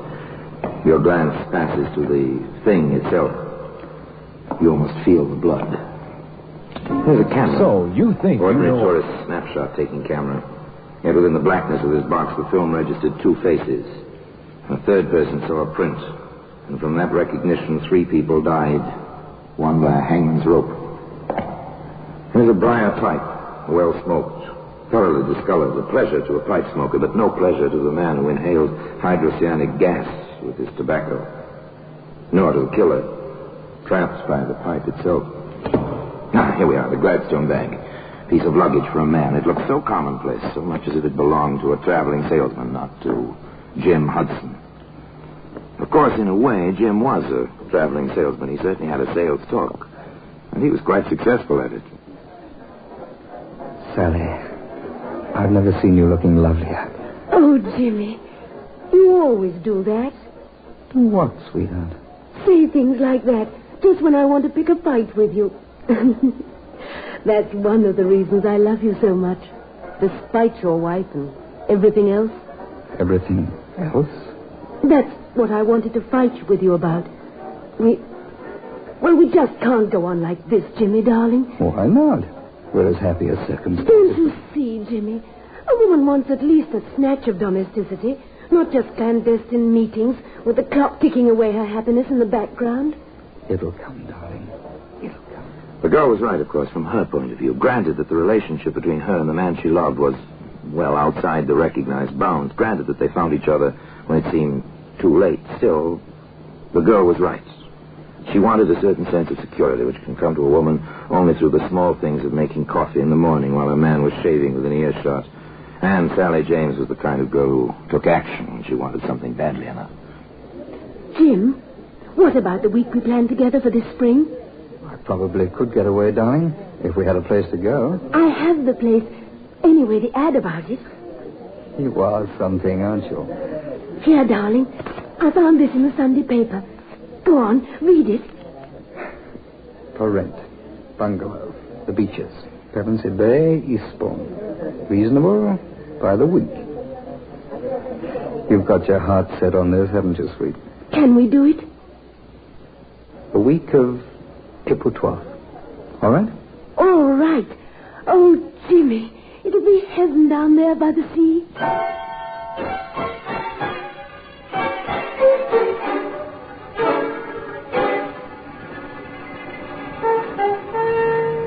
Heaven by the sea. Poor girl, one of those human beings who believes with all her heart that dreams can become reality. Perhaps it was just as well that Sally didn't see her Jim some 2 evenings later in a quiet little restaurant not more than 3 blocks from the place she'd given Jim a precious clipping. Rhoda, my darling, I've never seen you looking lovelier. Oh, come off it, Jimmy. That kind of romancing just isn't in my style. You're a woman, aren't you? Well, you ought to know, Jimmy boy. And how? Thanks. Look, Rhoda, I've taken a cottage at Pevensey Bay. Oh, how inconvenient to have to travel all that distance. Not for weekends, it isn't. Inconvenient. Well, the daring young man on the flying trapeze. Would you like weekends by the sea, Rhoda? Why not? Think this fun. Nice place. Called the Beaches. Walled garden, private bathing beach. Sounds marvelous. I thought you'd like it. Well, I can't make it this weekend. Neither can I. How about the weekend of the 16th? We'd go down Friday afternoon, come back early Monday morning. There's a very early train. It's a deal, Jimmy. It really is a deal. A clever rascal, Jim Hudson, without a doubt. Knows his way with the ladies. But he cuts his margins rather close, doesn't he? Note the dates. April 12th, the week, with Sally. Friday the 16th, with Rhoda. Well, that's hardly a 4-week with Sally. Well, of course, Sally doesn't know about this on Friday noon the 9th as she stands in the doorway of the railway carriage in Waterloo Station. You will be down by Monday, won't you, Jimmy, dear? Sooner than that, if I can. You know that, darling. I guess I feel like a little girl on her first trip alone. I'm sorry it has to be this way. Oh, I don't mind, really. I'll have a chance to put the cottage in shape. Have it all clean and comfortable for my man. When I saw it, there weren't any tools there. And there's always something to fix. I'd better add tools to my shopping list. Oh, and don't forget the travelling armour I asked you for, dear. And please hurry to get down. And... oh, kiss me. Quick, Jimmy, the train's leaving. Oh, Jimmy, dearest. Bye, darling. See you Monday. Monday it'll be. Take care, darling. Take care.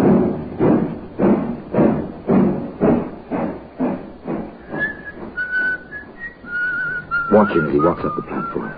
The train is already disappearing from the track. Jim has his hands in his pockets. He's whistling merrily, a man with nothing on his mind except his love affair and the prospect of the week ahead. He leaves the station, walks up the street a ways, pauses before a hard wish. What was it he added to his shopping list? Oh, yes, tools. He enters the shop. May I assist you, sir? Yes, I think you can. What do you wish? You've got some fine-looking knives in the window. May I see them? Any particular blade size, sir? I think, yes, the 10-inch carver will be about right. Very well, sir. There we are, sir. Best Sheffield steel, hollow ground, razor sharp, and guaranteed to hold temper. It will take very little honing to keep the edge, sir. Very efficient looking. Do you prefer the bone or the plastic handle? Bone, I think. Very good, sir. Is there anything else? I think, yes, a small cross-cut saw. Small, about 18 inches? Perfect. Excellent quality, as you can hear. Good. Will you wrap them, please? Then that will be 6 and 4, sir. I'll just make up the slip. You'll have your package in a moment.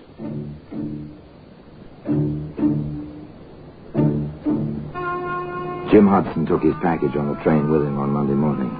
And tea time at the Beaches, Pevensey Bay, promised to be exciting and wonderful.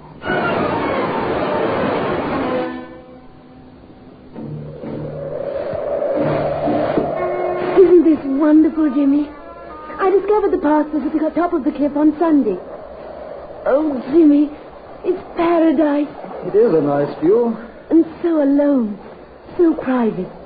This is our private view, darling. It's like a honeymoon. You are a sweet little thing, Sally. Very sweet. I know. When you call me sweet, you think of me as a child. But I love you as a woman, Jimmy. I know. Shall we go back now? It looks like it may kick up a storm. If you want to, darling. Whatever you want. Whatever he wants, Sally. But does he know what he wants, this man with a wife in London, you at the beaches, and still a third woman waiting to join him just 4 days from now? It's too bad the beach isn't sand. Oh, I don't know. Shale isn't bad. Funny about this place. Funny? How, darling? Do you remember the Doris Clark case? Who was she? She's the reason the beaches was available. I don't understand. She lived here. 2 men she knew came down. She was beaten, buried alive in the shale. The men hung. How horrible. They made a lot of mistakes, so they mightn't have been caught. People shy away from a house with that kind of a story.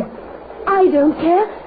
We'll change its reputation then, with our love. Let's go inside, dear. It's getting chilly with the sun gone and the storm coming up. The storm came. The rain pounded on the roof. The wind lashed out the sea.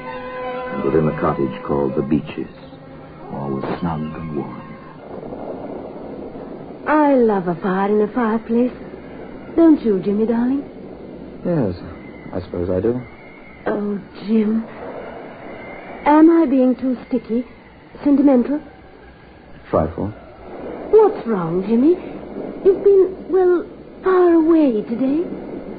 Sally, let's face it. Things like this never go on for long. Jim! Jimmy, I don't believe you said that. I did say it. I mean it. Then why did you bring me down here? It was your idea. I went along with it, hoping we could work something out. Work it out? It's past it. You never loved me. Stop crying. I can't stand crying. I ruined my life for you. Now you want to just forget about me. Stop it. Grow up. You can't be infantile forever. You want your cake and to have it too. You want your wife and other women. You won't. I won't let you. Stop it, Sally. I told you to stop it. No. No, I didn't mean it. I'll do whatever you want. I'll go away and never see you again. Jim, don't touch me. Jim, please. Jim.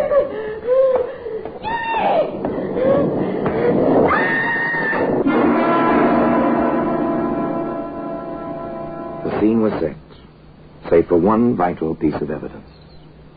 A Black Gladstone Bag, which can be seen today in the Black Museum. In just a moment, we will continue with The Black Museum, starring Orson Welles.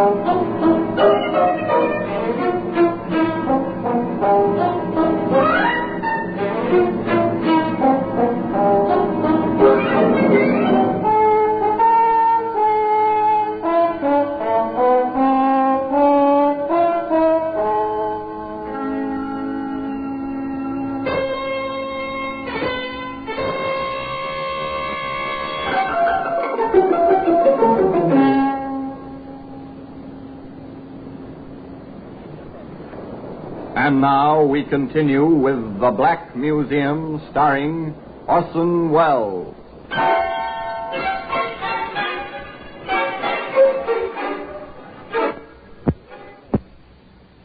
Friday, the 16th of April, dawned fine and clear.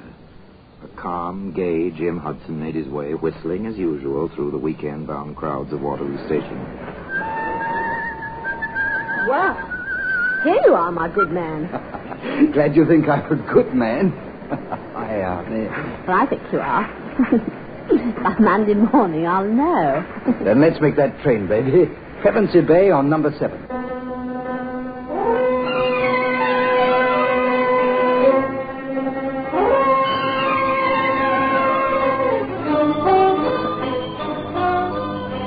The train to Pevensey Bay was none too fast for Jim and Rhoda. It was a fine spring day. It was a beautiful spring evening.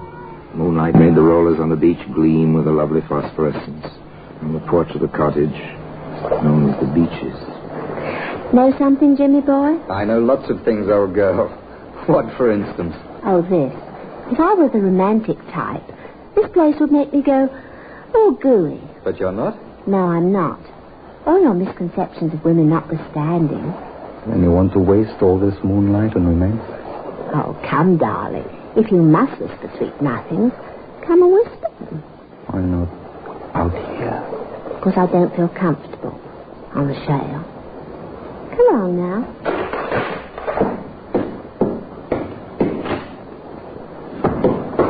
Always let the woman have her way, particularly after she's cooked a beautiful dinner. Here now. I'm the only beautiful thing around here this weekend. You are, Rhoda. Wow. What a way you have. In here, darling. No, not in there. It's a spare room, not made up. I want to see it. Oh, nothing in there. Oh, are you going to deny me anything, darling? It's locked. Oh, Jimmy. No. Hey, what are you? Bluebeard or something? Maybe I am.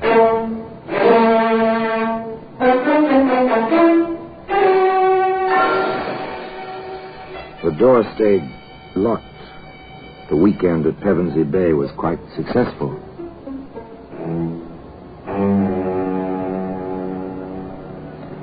But now, the scene changes to a London street lined with somewhat shabby buildings which house somewhat shabby offices. Into one of those buildings, a woman hurries almost furtively. She climbs the stairs, one flight, walks into an office, door of which announces in gold lettering, Cross Detective Agency. You are Mr. Cross? I am. What can I do for you, Mrs. Mrs.? My ring. Yes, an old trick. Sit down, won't you? Thank you. My name is Lillian Hudson, Mrs. Lillian Hudson. I see. Well, how can I help you? I want some information on my husband, James Hudson. Go on, please. I saw your advertisement. Were you formerly with Scotland Yard? I was. Advancement seems slow. I'm working for myself now. Yes. Well, I have reason to believe that my husband has been, seeing other women. And you want me to get the evidence? I think so. A divorce action? Perhaps. It depends on the results. And you want to stay in the background? For the present. Have you anything on which I can start? An address? A lead of any kind? I have this. A baggage check. Waterloo Station baggage storage. Stamp 10 a.m., Friday, April 16th. An innocent bit of pasteboard. Where did you get this, Mrs. Hudson? I took one of my husband's suits to the cleaner. This was in a pocket. The cleaner gave it to me. Oh, and why should this mean anything? Because Jim, my husband, was away the entire week of the 12th until the morning of the 19th. It came to me, if he had told the truth, how could he have checked something at Waterloo on the 16th if he were out of town all that week? An interesting observation, Mrs. Hudson. Well, suppose I go over to Waterloo Station and pick up whatever was checked there. Oh, and sorry to mention this, but it is customary to have a retainer, you know. Private Detective Cross, once of Scotland Yard, went on over to Waterloo Station and presented the baggage check. A short while later, he arrived in the office of Inspector Henley at the yard. Oh, yes, Cross. I remember you now. Ah, thank you, Inspector. You were with us once, weren't you? Yes, sir. You know, there are times, Cross, when I wish I had the gumption to strike out on my own. Too late now, however. And there are times, Inspector, when I wish I'd stayed on here. However... Yes, to each his own, and the grass is always greener, and so on. Well, Sergeant Anderson said you wanted to show me something. Oh, yeah, this, sir. This Gladstone bag. Looks perfectly normal. Locked, I see. Yes, if you look inside, Inspector, just pry the two halves apart at one end, as I did. Yes, I see. Odd objects to have in a valise. Not if one had every intention of disposing of them, Inspector. You're probably right about that. Seems like some silk or something. And badly stained. If I were a gambling man, I'd give 10 to 1 the stains of blood, sir. And it wouldn't be much of a gamble. Any ideas on what the metal objects are? Well, I flashed my penlight in there, sir. One is a carving knife, and the other is a carpenter's saw. I see. How did you come into possession of this bag, Cross? And Mrs. Hudson found the check for it in her husband's pocket. She says the cleaner found it. I doubt that. Divorce action, I assume. Correct, sir. I understand. Well, my suggestion is this. We'll give you another stub. Give it to Mrs. Hudson and have her place it in her husband's pocket. When he comes back for the bag, we'll have a man ready to pick him up. It seems to me this little matter bears further investigation. So simple, so quietly effective. Just place a check for baggage in a man's pocket. When he comes to claim his Gladstone bag. Yes, sir. Oh, here's my check. It's a brown Gladstone. Left it 3 days ago. Just a moment, sir. Sergeant Anderson, sir. Yes? It's the check you've been waiting for, that fella there, whistling. Thank you. Give him the bag. I'll speak to him. Yes, that's my bag. Oh, that'll be 2 and 6, sir, for overtime storage. Oh, here we are. Thank you, sir. Glad to oblige. Excuse me, sir. You James Hudson? That's right. Who are you? Sergeant Anderson, Scotland Yard. My credentials. If you would be good enough to come with me. What for? Inspector Henley would like to see you. He's waiting at the police station just a block or two from the station here. Well, I've got my bag here. Couldn't it wait tomorrow, or... That's all right, Mr. Hudson. I'll carry your bag.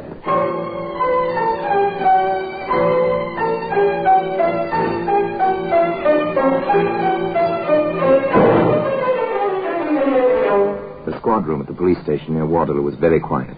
Inspector Henley sat behind a battered desk. On the desk rested the Gladstone bag, open now, and next to it a file. A familiar dossier from the Criminal Records Office. We have your file, as you see, Hudson. I see. Theft, burglary, 5 years for criminal assault. Does your wife know about these things, Hudson? No, she doesn't. I see. Hudson, how do you account for the contents of this bag? I was butchering half a steer for a friend of mine in the country. He has a deep freeze. Oh, that's rather thin, Hudson. Did you wear a silk dress size 10 to butcher the steer in? It was his wife's. I'm having it cleaned at a special place I know of. Yes, of course. Better try again, Hudson. There was no answer. There were no further questions. Inspector Henley knew his man. Time ticked away. The clock was quite loud. For an hour it ticked in the silence. Finally, the perspiration beginning to bead his forehead. Jim Hudson began to talk. All right, Inspector. I'll tell you.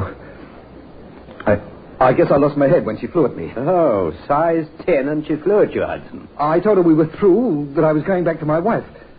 She heaved the coal scuttle. Then it was at the beaches at Pevensey Bay on April 13th, sir. She grabbed the poker. I defended myself. We had a devil of a struggle. She fell, struck her head on the andiron. She was dead. I must have gone completely crazy. I went into town, but that knife and the saw, I was afraid to tell anyone. I mean, my record. Sergeant, I've got something here, Inspector. In this biscuit tin. Yes, you have. Neat packing job, I must say. Not much left of the poor girl, is there? I want a check of every hardware store in the neighborhood where Hudson lives. Yes, near the railway station. Got that, Sergeant? I want the sales slip on those implements and the clerk who sold them, if possible. Yes, Inspector, I remember the incident perfectly. The fellow came in whistling, asked about the knives in the window. He bought one, then asked for a small saw. Here's the slip, sir. Well, this says April the 9th.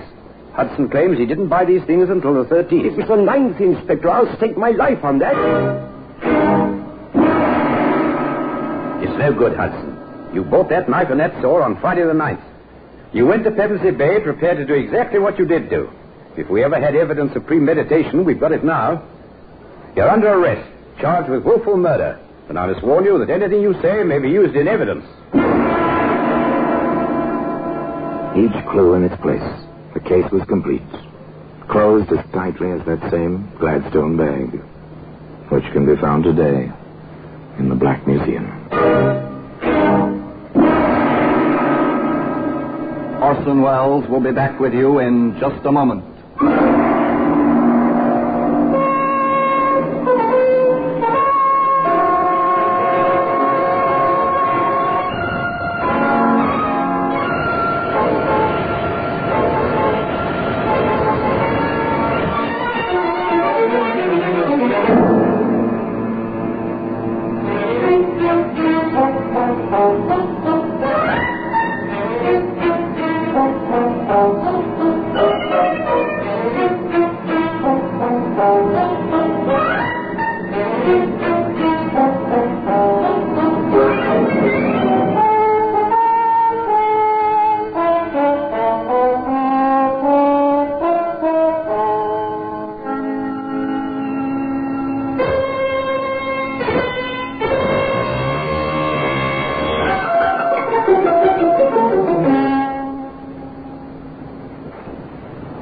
This is Orson Welles, speaking from London.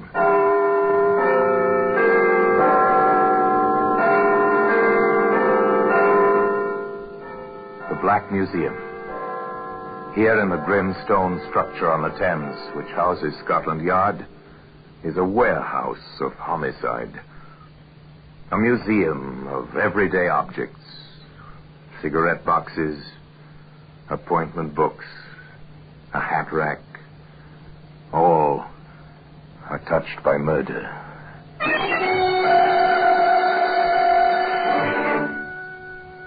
Now here's a brick bat. Coarse-grained, rough-edged, familiar. Perhaps your own home is built of bricks, exactly like this one. In this case, however, no home was built by such a brick. Rather, a home was destroyed by it. Destroyed forever. It's still such a normal-looking object, Inspector. Is it really? With that broken corner? With the stains still on its edges? I suppose you're right, sir. If there's one thing that can upset normalcy, it's spilt blood. And today, that blood-stained brick bat can be seen. Here in the Black Museum.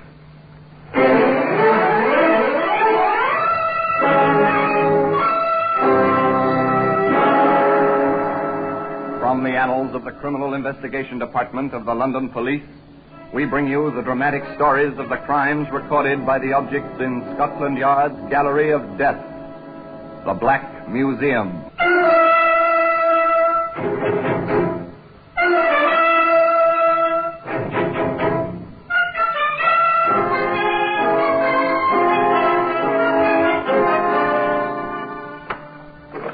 Well, here we are in the Black Museum.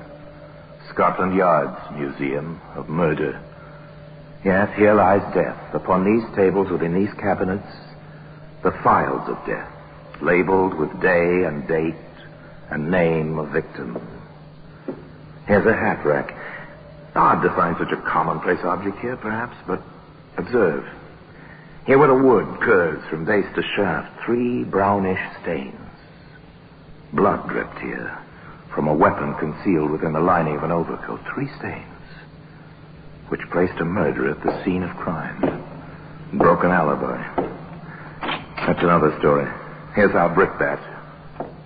Of such bricks are garden walls built. Later the ivy or some such creeping vine grows over them, hiding the sharp edges, softening the 4 square contours. This brick, too, was meant for such bucolic purposes. But as it happened, things didn't work out that way.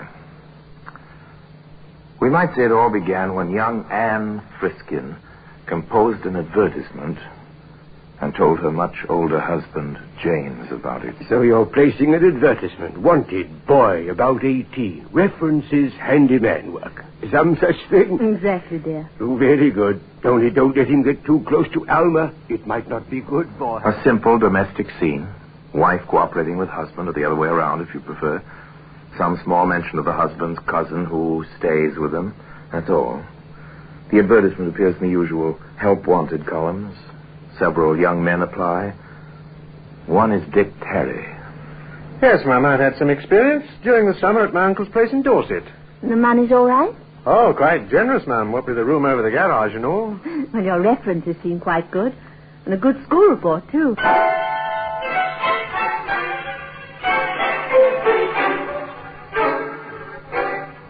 The boy settled into his job and worked out well.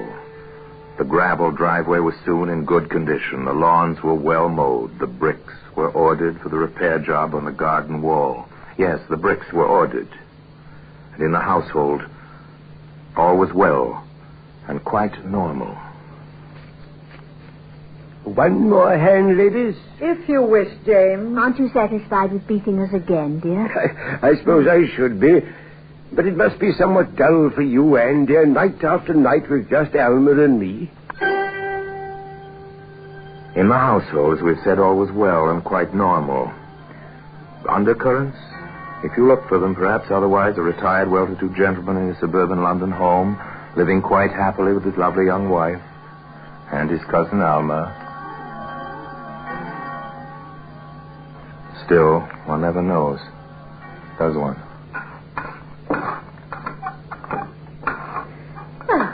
Good morning, Dick. Oh, all right. Oh, the work is coming well, isn't it? Yes. Lovely day, isn't it? Nothing quite like the springs we get here, is there? Awfully quiet there. Yeah? Yes, I suppose it is. For someone your age.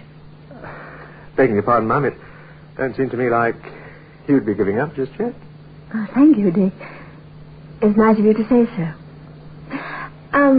Aren't you getting those bricks a trifle uneven, Dick? Oh, that's on purpose, Mum. It's a trick I learned from my uncle.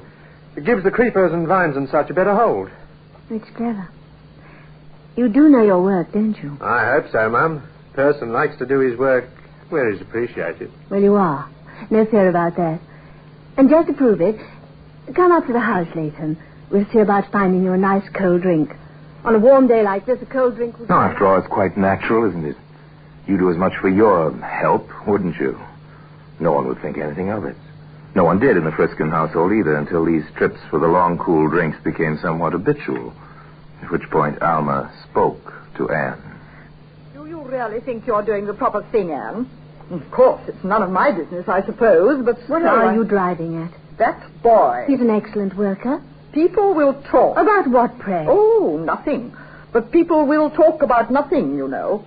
And if James should hear from the wrong person... Please be explicit, Alma. I don't happen to have a devious mind. It's quite simple. James is past middle age. You're young, vital. The boy is undeniably attractive with that flaming hair and all. And he is up here at the house quite a good deal. And you're suggesting... No, of course not. I am merely pointing out to you how it can look to the neighbors. Frankly, I don't care. Please don't bring the subject up again, Alma. I refuse to discuss it with you.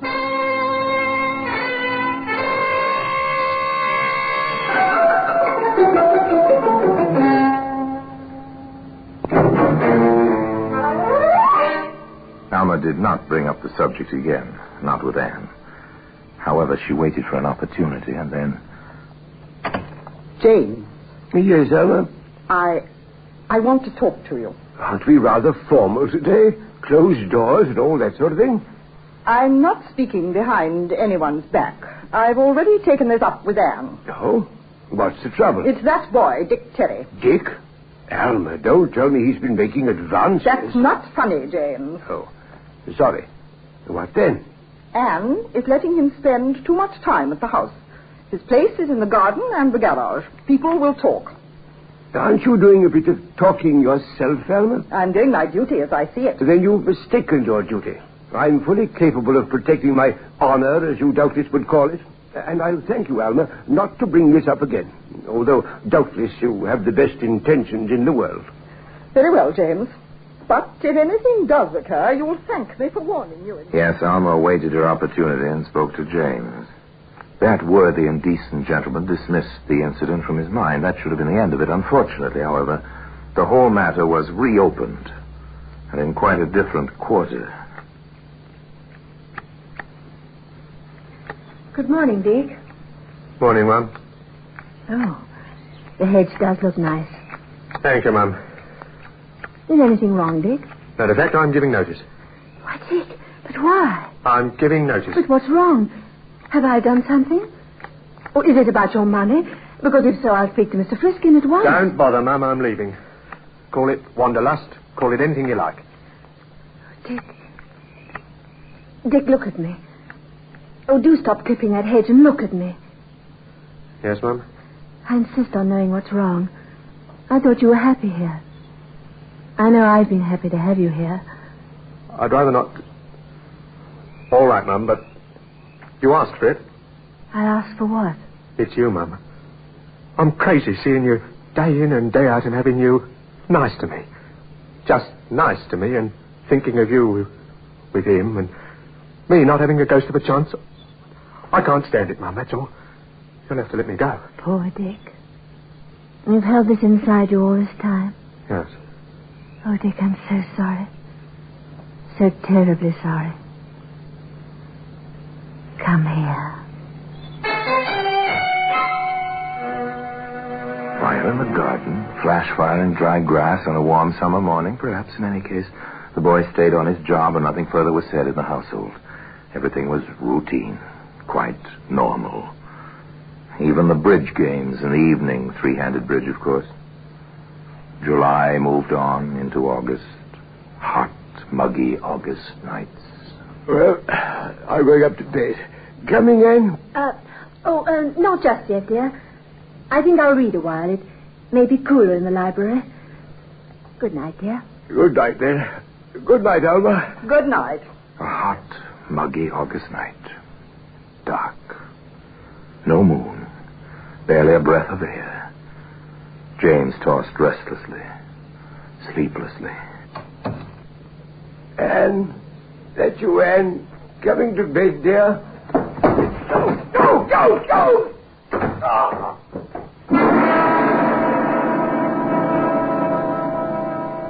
Well, today that brick bat can be seen here in the Black Museum.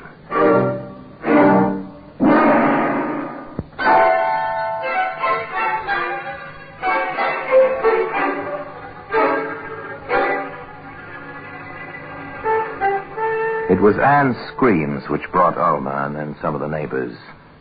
James was not dead, but nearly so. The doctor, Dr. Kinder was his name, examined his patient and proceeded quite efficiently via the telephone. That's right. The ambulance at once with oxygen equipment. I want the operating theatre ready, anaesthetists, nurses, and my assistant. Friskin has a badly fractured skull, and with his heart condition, he has about 1 chance in 100 to live. Hurry. I'll wait for the ambulance. Now, the police. Police? Well, really, ladies, a man is attacked, half murdered in his bed with a heavy instrument of some kind, and you question my calling the police. Oh, if only I'd gone upstairs with him. If only I'd gone upstairs. If you had. Operator, ring through to the police, please. Hurry. Oh, to walk in like that, to find him there, the blood.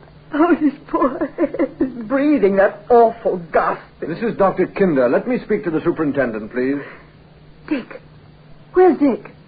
Yes. Where's Dick? No one had missed the boy until Anne thought of him. With all the excitement, all the horror, no one had realized he was missing. Dr. Kinder finished talking to the superintendent of police and turned back to the 2 women. The superintendent is sending an Inspector Ralph. Very good man, he says. CID. CID? Criminal Investigation Division. Did I hear you mention someone named Dick? Yes, Dick Terry. He's the hired man. Well, more of a boy than a man. He has a room over the garage. And he isn't in the house? He hasn't been here? No. The neighbors came, but not Dick. Perhaps I'd better fetch him. No, stay here. The police will find him. The police will find him. They did find him, but in his room over the garage. Where was he, Sergeant? In the attic, Inspector, hiding in a corner. All right, son, speak up. Why? I got scared. That's it, scared. What of? I heard Anne, Mrs. Friskin screaming, and I ran over from the garage, and when I got up to the room where the lights were on, Miss Galpin was carrying on, and Mrs. Friskin was just standing there screaming, and he was on the bed, and I just ran. You didn't offer to help. Why not? I couldn't think. Nothing. Why? I guess I didn't want to be blamed for doing it. Who would blame you? Oh, somebody. Anybody.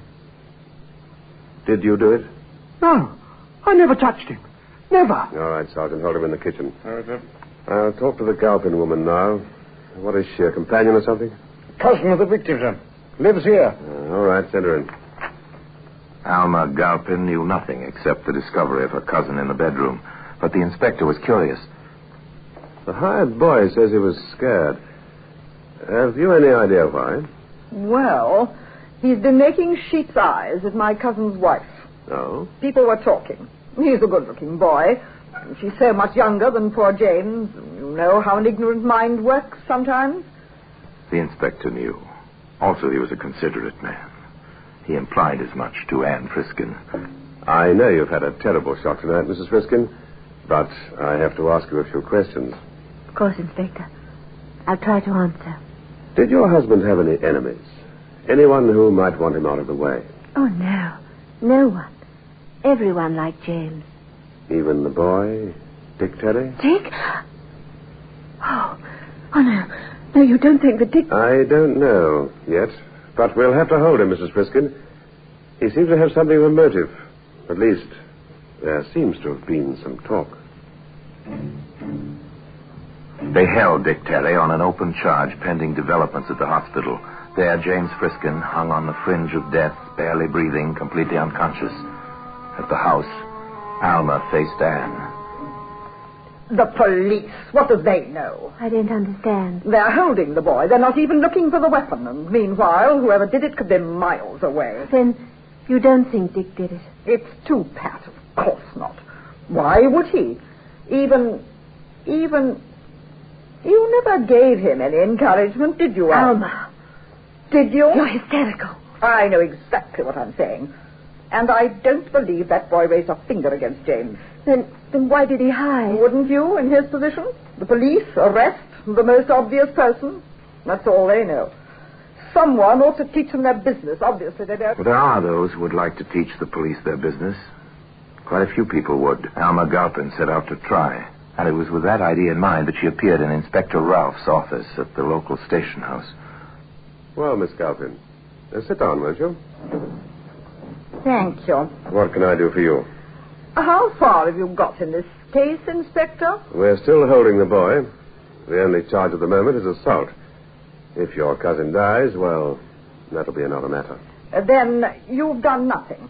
For the moment. I see. I brought you this. No? Why don't you open it?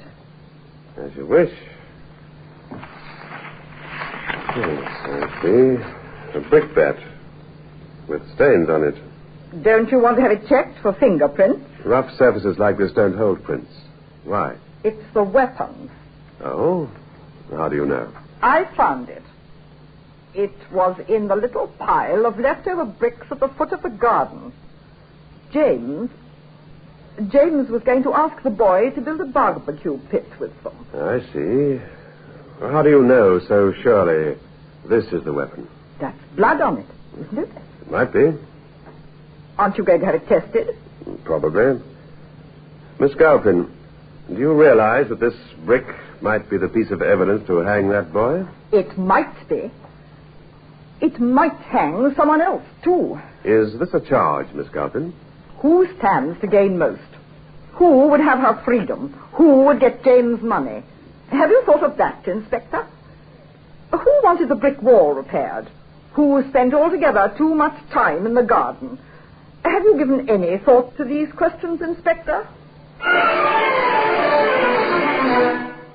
Perhaps the inspector had. Others had, that was certain. And suddenly, with one sentence, Dr. Kinder changed the entire complexion of the case. I'm sorry to have to tell you, Mrs. Friskin, but your husband passed away about 10 minutes ago without ever regaining consciousness. Now it was murder. And Anne Friskin, the young widow, came to the station house to see Dick Terry in his cell.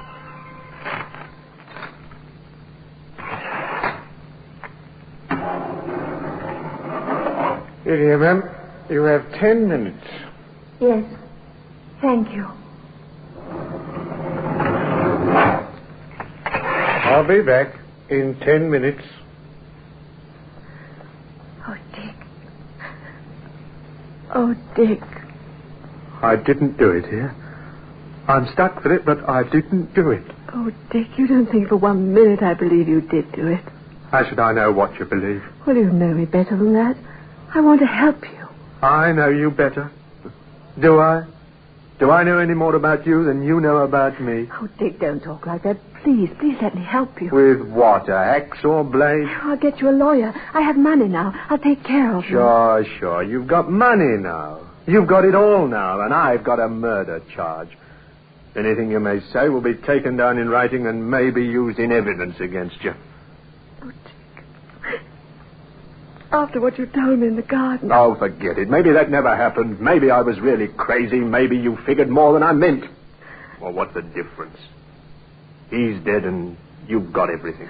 You keep saying that. I've got everything. Well, haven't you? Isn't it what you wanted? Oh.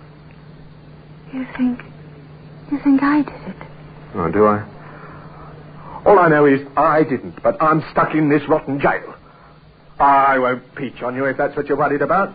Not unless my own neck can't be saved any other way. Oh, maybe you did, maybe you didn't. Not a very pleasant scene. Not a very pleasant circumstance. The young woman, the boy, the sadly tender phrases of a summer morning shattered between them. However, in the offices on the floor above Dick Terry's cell, Inspector Rolfe and Sergeant Hopkins were more interested in facts than in phrases. So pathology reports it's Friskin's blood type on that brick. It's the weapon, all right. But who used it? The boy had a crush on the wife? Badly enough to kill for her? No, I doubt it. There aren't any alibis, sir. That's the trouble. He says he went to bed as usual. No one saw him anywhere that night. The Galpin woman says she went to bed. The widow says she read for a while, went upstairs, and found her husband. Could all three have been in it together, sir? How do you figure that, Sergeant? Well, Mrs. Friskin could have promised Galpin money, and Mrs. Friskin would have had the boy. They might have planned to have the boy actually do it. Come in. I'm sorry, Inspector. Not at all, Mrs. Friskin. Come in. Sit down. I believe you know Sergeant Hopkins. Yes. I have very little to say. It might be easier standing. As you wish, ma'am. I just saw Dick downstairs. Too bad about him. He seemed a nice lad. Yes, sir. Inspector, this is not the easiest thing for a woman. I understand. You have an alibi for the boy? And yourself?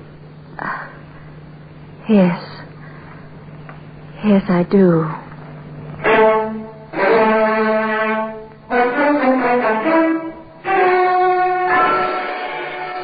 The inspector was an understanding gentleman. He offered no comment. He merely recorded a fact and let Anne Friskin leave his office with her own thoughts for company. Later that same day, he arrived with Sergeant Hopkins in tow at the Friskin house. Ladies, we've done some further checking and investigation. We thought we'd apprise you of the situation. I see. Thank you for that, at least. We're letting the boy go. He's in the clear. I knew that all along. I told you so. Yes, you did. I remember. The day you brought me the brick bat. Where did you find it? In the pile at the foot of the garden. I see that you know, Mrs. Friskin.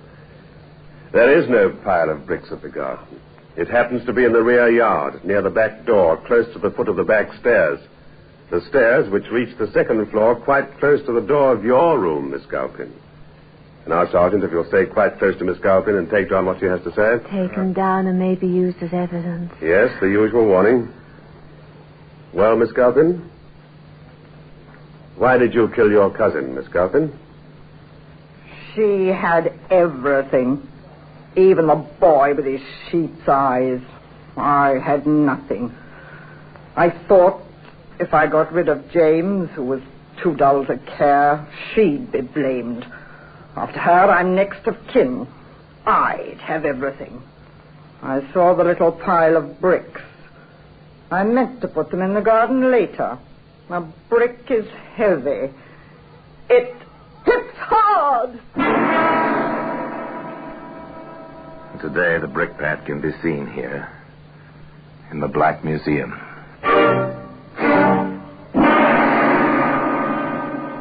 Orson Welles will be back with you in just a moment. They put Alma Galpin safely away, where she could harm neither others nor herself. Dick Terry left that pleasant suburb of London and dropped into the anonymity one can find only in a great city. Anne Friskin sold the house and went far from London to start over, perhaps, but to carry with her always the memory of tragedy on a hot, muggy night, and the memory of a mistake made through loneliness and mistaken kindness. Now, until we meet next time, in the same place, for another story about the Black Museum, I remain, as always, obediently yours.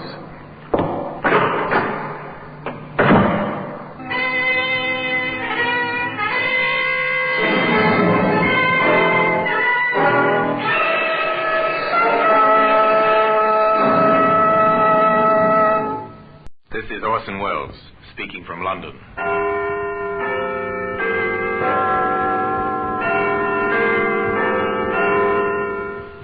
Here in the grim stone structure on the Thames, which houses Scotland Yard, is a warehouse of souvenirs.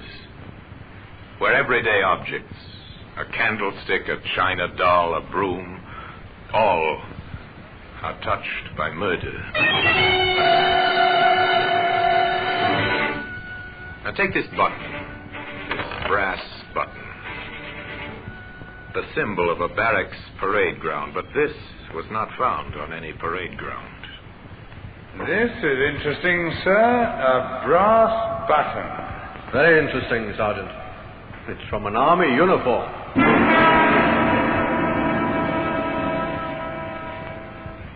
Today, that button can be seen in the Black Museum.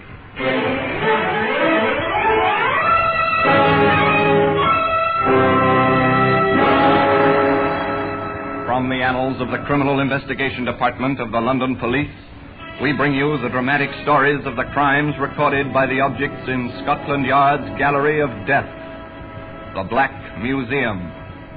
In just a moment, you will hear The Black Museum, starring Orson Welles.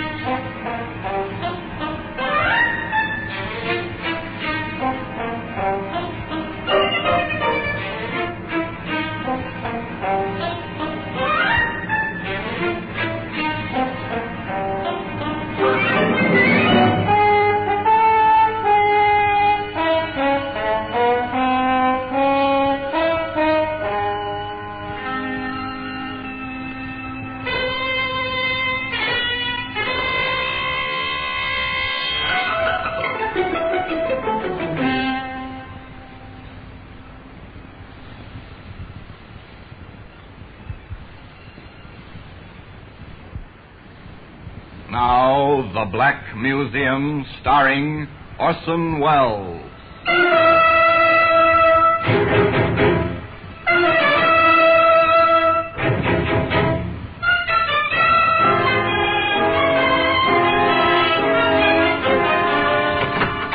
Well, here we are, in the Black Museum.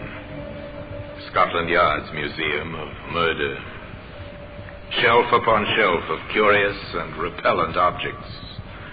The urge to kill, illustrated in many, many ways. Here lies death. Here in the echoing stillnesses of the long room, one stands and looks at violence, expressed by the exhibits that line the shelves, the tables, and the walls. Repellent they may be, but by reason of their association only, for most of these tokens of murder are very ordinary objects. It's a medicine bottle. The drug it contained was beneficial in small doses. But since a woman was forced to drink the whole contents and died shortly after, the jury called it murder. Here's a kitchen knife. No household is without one, but this knife was not used solely for kitchen tasks. It was found embedded in a man's heart. Now, here we are, the brass button. It is. It's an innocuous, ordinary brass button. This was found near the dead body of a woman. But come back with me to the beginning of this story, to a day some years ago on the common outside the Kentish village of Wayfield. A girl was sitting beneath a tree, busily sketching. She was too engrossed to hear the approach of a young soldier until he spoke. Hello? Oh. Hello? Sorry. Did I frighten you? A little. I didn't hear you coming. Oh, I made enough row. You were so busy with whatever you're doing. What are you doing? Sketching. Can I see? You'll probably laugh. No, I won't. Show me. That's very good. Do you really think so? Oh, it's fine. You must be the one they call the Swamp Girl. That's what they call me in the village. Poor, routine, dull people. You don't like routine ways of living, do you? From what I've heard, you're something of a rebel. Am I? You seem to know a lot about me. Oh, I've heard things. What kind of things? About how you live in an old shanty at the edge of the swamp and how you roam the common and sketch and paint. You're well informed. Well, people talk about you sometimes. I was interested. And so you came down to see for yourself. Oh, what's the matter? Couldn't you find a girl in town? Don't say that. I wanted to meet you. To talk to you.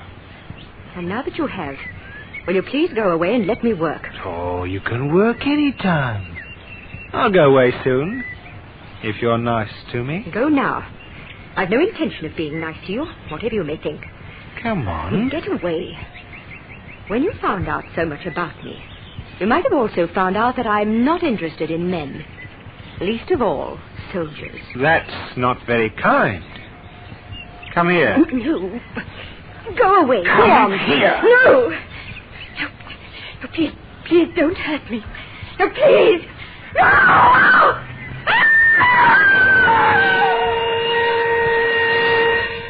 A woman screamed and cried for help on the Wayfield Common, but there was no one within a mile to hear her screams.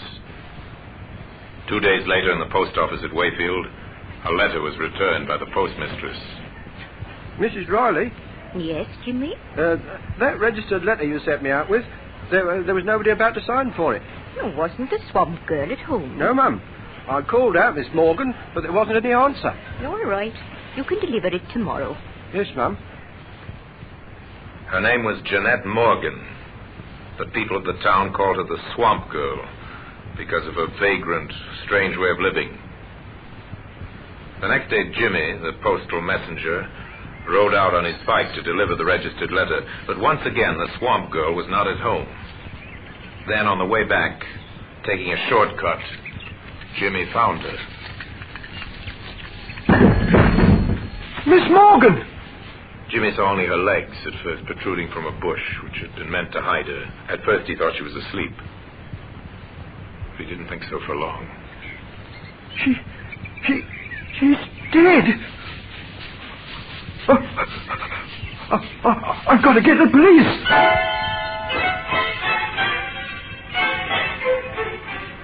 Murder transforms a little village like Wayfield.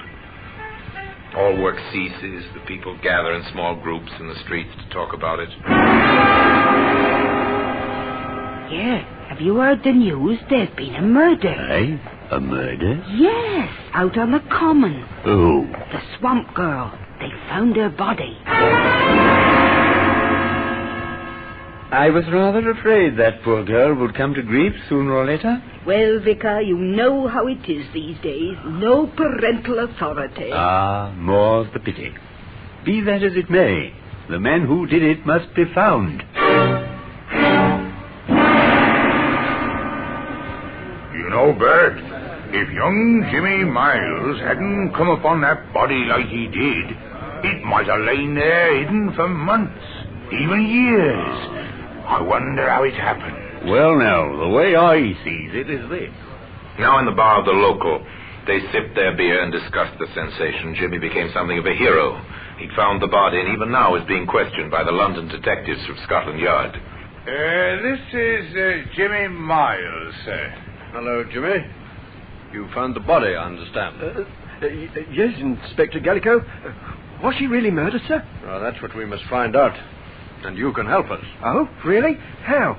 I believe you rode out to her shanty at the edge of the swamp to deliver a registered letter to Miss Morgan. Yes, that's right, sir.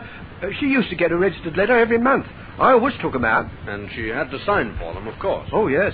Then you got to know her, I suppose. Well, don't tell the postmistress, but sometimes I did stay and talk for a while. Uh-huh. And what was she like? Oh, she was nice, really friendly. People said she was a bit peculiar, but I never thought so. And she could draw, sir. Now, think carefully, Jimmy. Did you ever see her with anyone, man or woman? Oh, never, Inspector. She had no friends around here. She once told me so. No friends, I see. Now, about this registered letter, was that the first time you had taken it out? Oh, no, sir. I went out the previous day, on Monday, but she wasn't there. Did you call out? Yes, and I went round the common to the places where she used to go and sketch. I knew most of them. And she wasn't anywhere about? No, nowhere at all. What time of the day was this? Well, I just left the post office just on 10. It's about half an hour's ride. You were out there by 10:30. All right, Jimmy. Thank you very much. Is that all, Inspector Gallico? Well, that's all for the moment. You've been very helpful. A lucky witness, young Jimmy Miles. A break for Inspector Gallico early in the case. For with the evidence of the police surgeon, certain facts could be established. What's your verdict on the post-mortem, Doctor? Well, the cause of death didn't give us any trouble, Inspector. She was strangled. What about the time of death? That's not so easy. I'd say she died 48 hours ago, at least. Wait a minute. That means before noon on Monday. It ties in, Doctor. Good. But at what time before noon, I would not care to predict.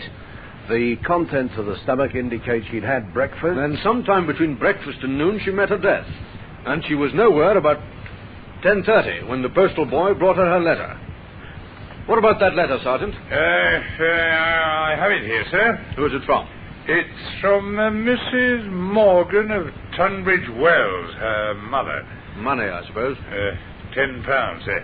And a plea to come home and live a normal life. Poor Mrs. Morgan. Her daughter couldn't even die a normal death. The pattern of the crime begins to make itself clear. The victim's identity is known. The approximate time and the cause of death is known. Now the hunt will begin for the killer. Here is a police message. The body of a woman named Jeanette Morgan has been discovered on Wayfield Common. Evidence suggests that she met her death by strangulation sometime before noon on October the 19th. Any person who is in the vicinity of Wayfield Common on that day, or can give any information, should communicate with the nearest police station in order to assist in the search for the murderer. And in this, the police will be aided by a brass button. That same brass button that today can be found in the Black Museum. In just a moment, we will continue with The Black Museum, starring Orson Welles.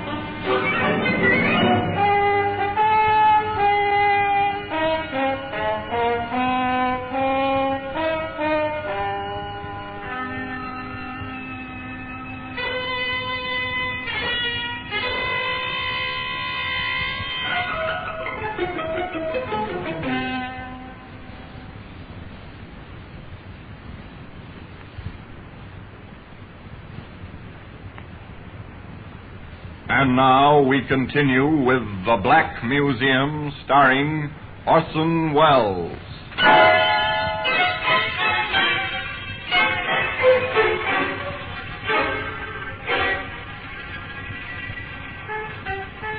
To a small cottage in Tunbridge Wells now go the detectives from Scotland Yard. To a house with the blinds drawn, where a thin, bitter woman answers their questions in a strangely lifeless voice. Yes, I knew. I knew it was Jeanette when I saw the newspapers.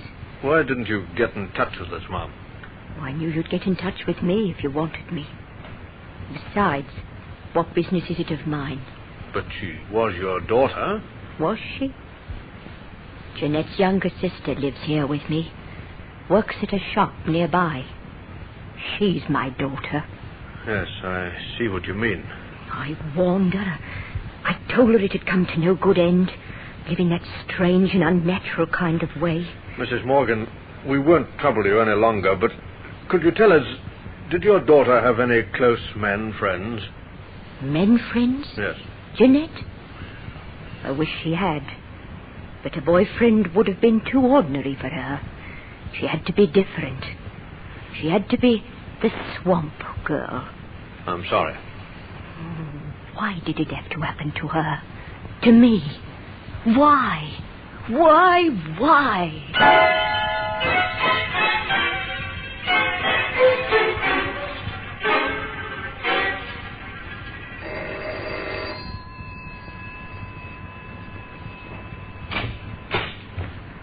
good evening. Good evening, Vicar. I'm from the police.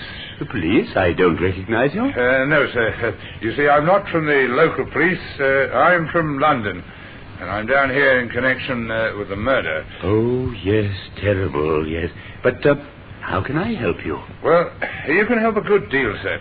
You see, the local police are pretty short-handed, and Inspector Gallico has decided that our next move should be to make a very thorough search of the common, particularly round about where the body was found. Oh, I see. And I suppose you want some help from my parishioners?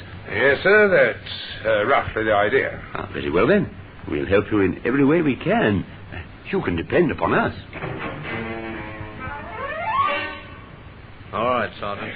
Let's get on with the search. Very good, sir. You take Smart and work in from the road. All right, I'll sir. take Rogers and work in from the field side. I'll meet you by the ditch. Yes, that'll be all right, sir.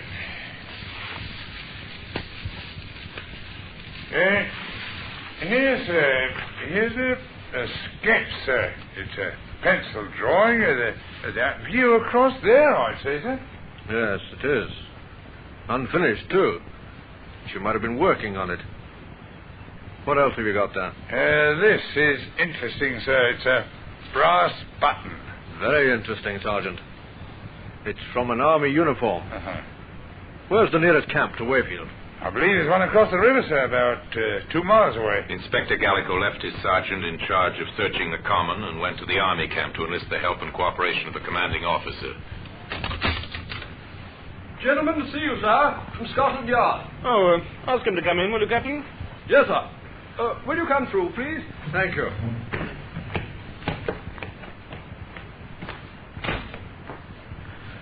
Major Curtis, I'm Inspector Gallico from Scotland Yard. How do you do, Inspector? Sit down, won't you? Well, now, how can I help you, Inspector? I'm here to investigate the murder of Jeanette Morgan. Oh, the Swamp Girl mystery. Yes. Yes, tragic business. Major, not far from where the body was left, we found this. An army button. That's why I'm here. I see. Well, I'd be glad to assist in any way I can, but permit me to hope that it wasn't any one of my men. How many men are there in camp here, Major? Well, at the present time, our unit's strength is 120. We're an engineer section, as you may know. 120 men, huh? Mm-hmm. I wondered if any of them has a button missing from his tunic. Well, if you wish, I'll order an immediate inspection. Not yet, sir. You can assist me in another way first. Oh? How, Inspector? Well, I want a list of all those absent from camp on Monday morning. Oh, that should be easy. There's no leave on any week morning. If anyone was away from camp, it must have been for a special reason. Anyone at all, between the hours of 7 in the morning and 1 o'clock. Well, the adjutant can help us there. I'll get him to make out a list of all those away from camp on Monday morning immediately. The commanding officer was away a short time, and on his return he brought with him a piece of paper containing a list of names. He gave it to the London detective.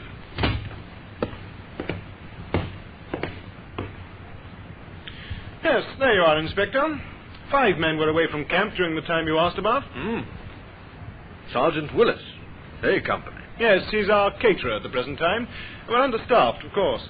Sergeant Willis and Private Fields were in town with a provision truck. They were together? Yes, we could always check that with one or the other. I don't think I'm very interested in those two. Oh? What about Private Liston, B Company? Oh, he's the unit driver. I sent him into town shortly before noon. On a private errand. Shortly before noon, Well, that leaves 2. Corporal Paul Ferris? Oh, he's our mailman. He leaves every morning at 8 o'clock and drives the mail truck in to pick up the unit mail bag. From the Wayfield post office, I suppose? Yes. What time does he generally return? Oh, sometimes by 9. Though on occasions he has to wait for registered mail, you know. I've even known him to be held up as late as 11 or even 11:30. Would anyone know what time he returned on Monday? I'll find that out for you. Now, this last man, Private Williams, A Company. Yes, if you ask me, he might be your man, Inspector. Oh, why, sir? Because he was absent without leave. From 900 hours on Monday morning until 1400 hours. From 9 till 2? Yes. That's interesting. I'd better see him. And the postal chappie. I'll have them paraded.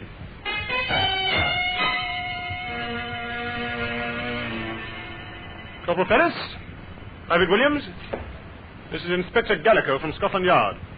He has some questions to ask you both. Thank you, sir. Corporal Ferris, we'll take you first. Yes, Inspector. What time did you leave camp last Monday morning on your mail run? At 800 hours, sir. And what time did you return? Well, if I remember correctly, the mail was brought round rather late that morning, Corporal. Yes, sir. I was just about to explain to the inspector. I had to wait for several registered letters. What time did you actually return? Shortly before 1100 hours, sir. Thank you, Corporal. Now, Private Williams. You were absent without leave throughout Monday morning. Yes, sir. Are you able to give a satisfactory account of your whereabouts? I'd prefer not to, sir. Private Williams has consistently refused any explanation of his conduct, Inspector. Oh, that's rather unwise, Williams. If you have an alibi, you'll need it. This is an investigation into murder. Murder? I didn't do no murder. I was with me girl in Wakefield. Ah. What's her name? Hey, Susie Walker, 9 High Street. You asked her if I wasn't there. Oh, I didn't want to get her into any trouble, you understand, that's all. But murder? Oh, I don't know nothing about the girl who was killed. Honest, I don't. Well, we'll check your statement, Williams. I've finished with them now, sir. Corporal Ferris, Private Williams, dismissed. Inspector Gallico drove into Wayfield to number 9 High Street. Oh, no. Susie wasn't out with him that day. I remember it distinctly. She went over to see her girlfriend at Kenbury. Well, you can ask her yourself.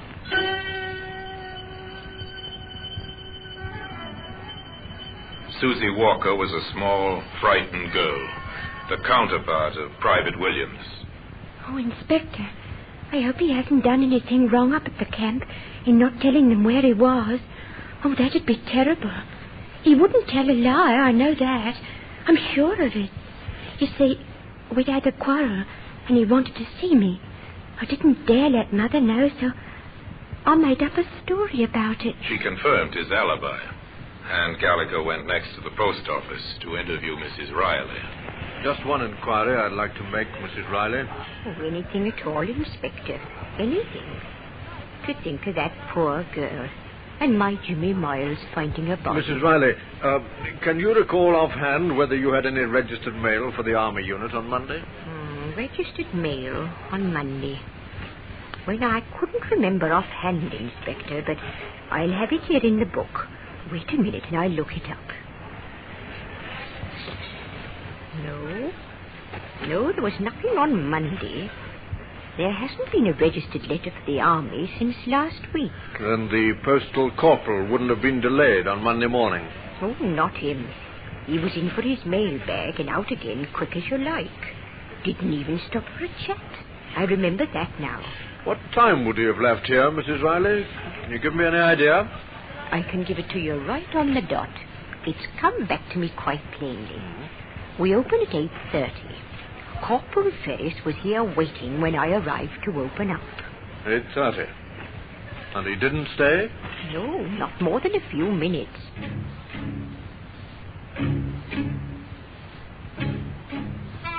The inspector picked up Sergeant Worthington, and together they drove back to the Army camp. A few orders from the commanding officer, and Corporal Ferris was paraded once more, and his gear searched.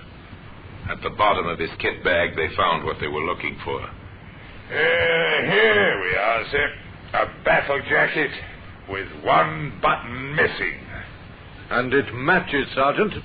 Ferris, what have you got to say about this? This is crazy, sir. I don't know anything about it. She was sketching, wasn't she, Ferris? She drew a pencil drawing of you, isn't that so? You're bluffing. She didn't do any drawing of me. It was a landscape scene. A landscape scene, yes, so it was. And that fact has never been mentioned in any of the papers. Only the sergeant and I knew that, Ferris. And the killer. Paul Ferris was taken into custody, charged with the murder of Jeanette Morgan, the swamp girl.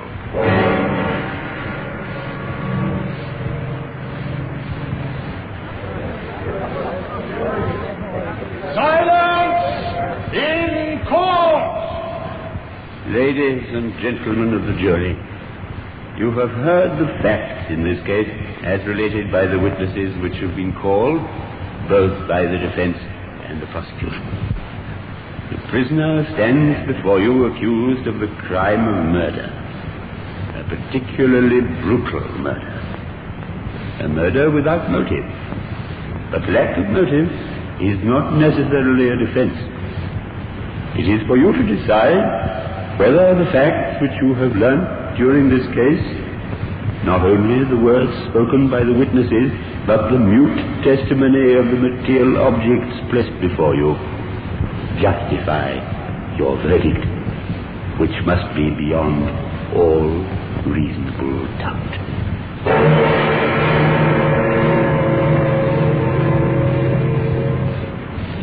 The brass button and a slip of the tongue led to his downfall.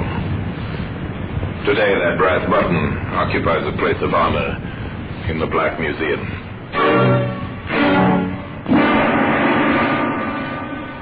Orson Welles will be back with you in just a moment.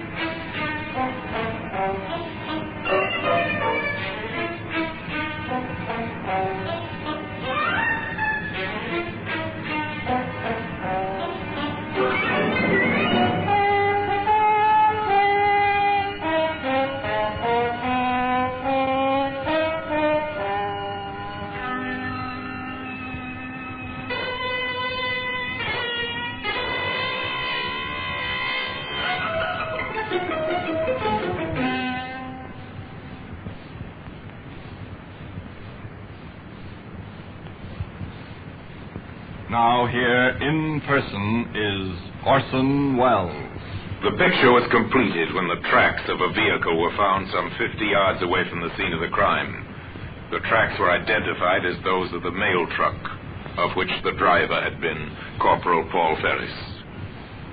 The defense did their utmost to prove insanity, but the jury were in little doubt that the man was sane, and that his advances repulsed, he'd strangled the swamp girl to death. They took 17 minutes to find him guilty, and the brass button which had led to his arrest was Exhibit A on the courtroom table, from where at the end of the trial and the pronouncement of the inevitable death sentence, it was taken to its present resting place in the Black Museum. And now, till we meet next time in the same place, and I tell you another story about the Black Museum, I remain, as always, obediently yours.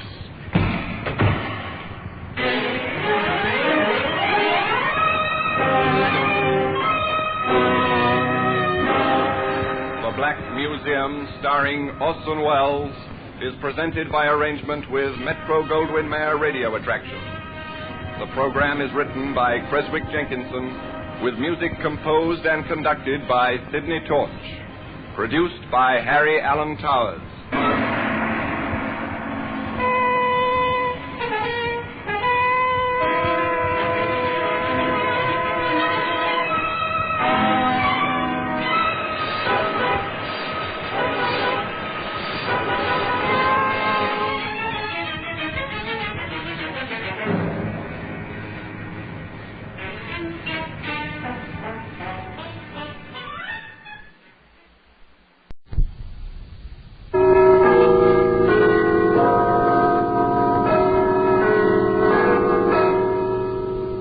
Museum, a repository of death. Here in the grim stone structure on the Thames, which houses Scotland Yard, is a warehouse of homicide, where everyday objects, a goldfish bowl, an automatic gas range, a child's perambulator, all are touched by murder.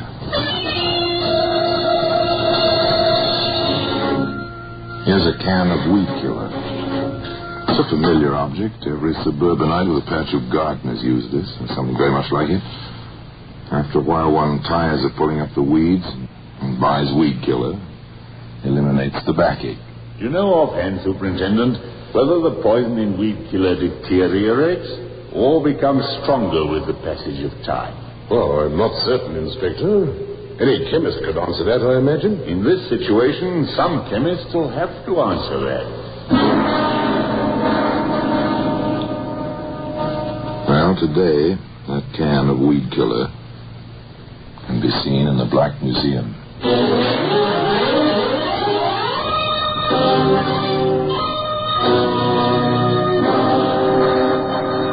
From the annals of the Criminal Investigation Department of the London Police, we bring you the dramatic stories of the crimes recorded by the objects in Scotland Yard's Gallery of Death, the Black Museum.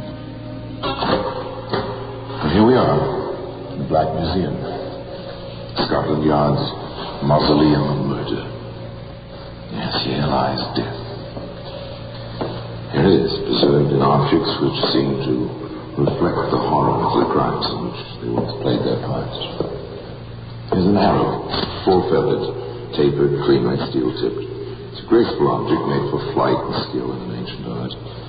Even in the act which brought it here, this weapon was thwarted.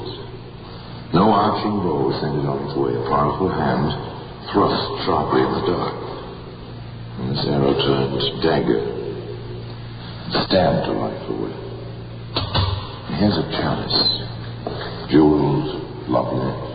It's a work of art. Hard to find it here. And yet this achievement of the goldsmith's skill carried murder within its curving bowl. Yes. Now here we are. Here's the tin of weed killer. It's dried up now. Its contents are forever useless for any purpose. Still, was the poison it once contained any more powerful for evil than the hidden poison which flowed through the place where this tale took place? Was in fact a lovely place, an English village. Its single street strung like a hammock between two hills, on one of which stand the remains of an ancient Norman castle. An ideal place to live, one would say, as John Ashley very often said to his wife Helen and his daughter Joy. Remember, Helen, how we used to wish for a life like this when we were struggling in London? Before you came to us, Joy, my dear. I remember. You've accomplished it for us, John. You may clear the table, Sarah. Very well, ma'am. From all the stories you told, Dad, I'll never marry a young lawyer. Oh, you might do worse. You might do worse with that. What's the matter, Helen? That pain again, John. It'll pass as soon as I've had some tea. I wish you'd see Dr. Gordon about this, Helen. It worries. Oh, yes, a very nice place to live. And a nice family in the house on the slope of the hill. An occasional complaint, of course. Even an occasional disagreement, but everything quite normal. Except to certain people in the village below.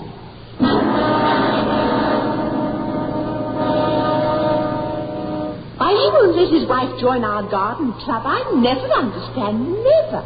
And she does exactly as he tells her. And the way she's under his thumb, no woman would permit it unless she was deathly afraid of something.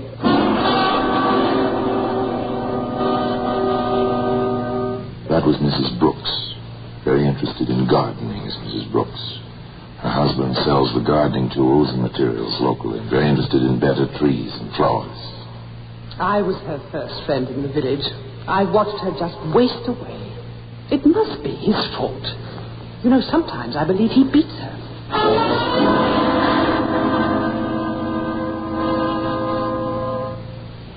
Miss Goodson was a worthy soul. If she read more books, perhaps she'd have less time on her hands.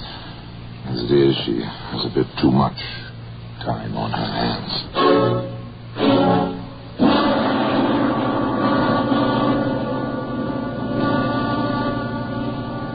Do you know, I heard just the other day that John Ashley... Don't doubt it, not for a minute. Wait till Martha Gordon hears this. Well, I'd like not to believe it. Please do you tell me, dear. No, I neither know. On the best authority, my own eyes. If there is something to be done...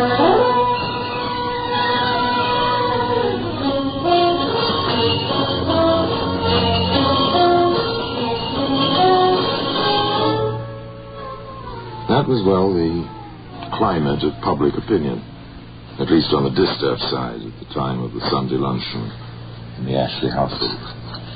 An excellent luncheon, Helen, my dear. You must compliment cook. Oh, John. I think I'm going to faint. Helen. Mother! It's taking me. I can't...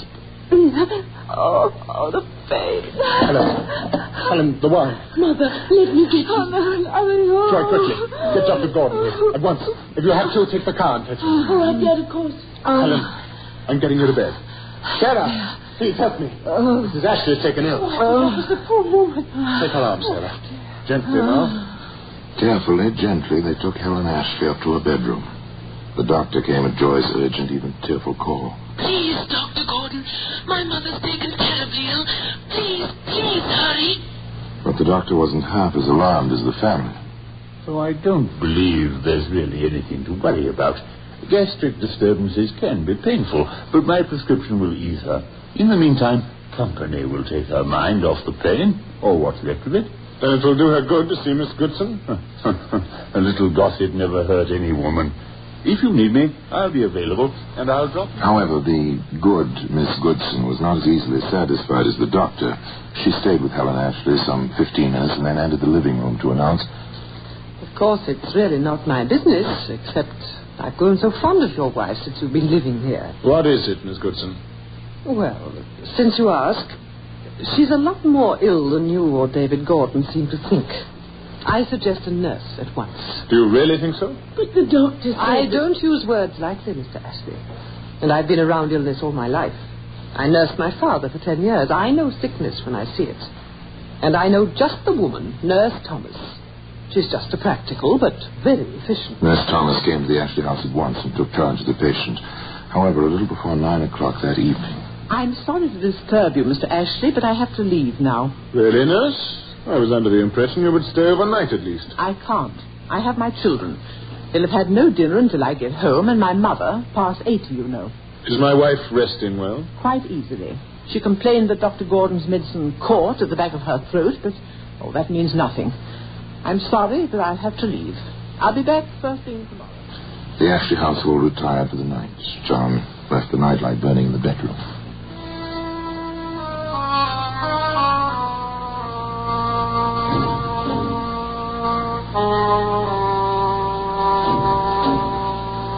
At 2 a.m., John awoke, looked at his wife. Then he stumbled to the door of Joy's room and knocked. Dad, what is it? Joy,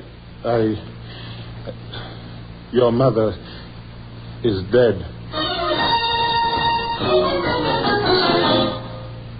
Helen Ashley passed away in her sleep. There was mourning in the house on the slope of the hill. In the village below. I knew it. I told him she was desperately ill. I told him. It's too bad. Such a nice little person. So sweet. How could she have married that man? I hope they find him out. Never even a civil good day to a person. Do you really suppose there is something suspicious? I wouldn't put it past him. Why, Nurse Thomas says... I felt something strange the moment I walked in the door. If I had any influence with my brother, I'd have made him refuse to sign a death certificate. Heart disease. Huh. It was talk. Idle talk. At least it seemed so at first. But it had its effect. It accumulated as some poisons do.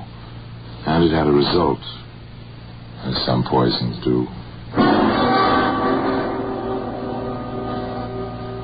Here's another of these letters, Superintendent. Oh, any signature this time? Yes, sir. That's a change. Who's it from? It's signed by Nurse Thomas. It's a bit vague, sir, about on the same lines as the other anonymous letters which we've already received. Oh, all right. Well, let me have a look at it. Dear Sir, I have come to the conclusion that it is my duty to draw your attention to the rumors which are common knowledge throughout the neighborhood concerning Mr. Ashley and the recent death of his wife, Helen. I can claim to have a personal knowledge of the case, as I was the nurse in charge. Now, what do you make of that, Sergeant? There's certainly nothing anonymous about this letter, sir. I feel that you should know my suspicions are shared by friends and neighbors of the Ashleys, and that all of us consider it our duty that justice should be done. Yours truly, etc. That justice should be done. Oh, well, we shall see. Sergeant. Yes, sir? I think we'd better have a little talk with Nurse Thomas.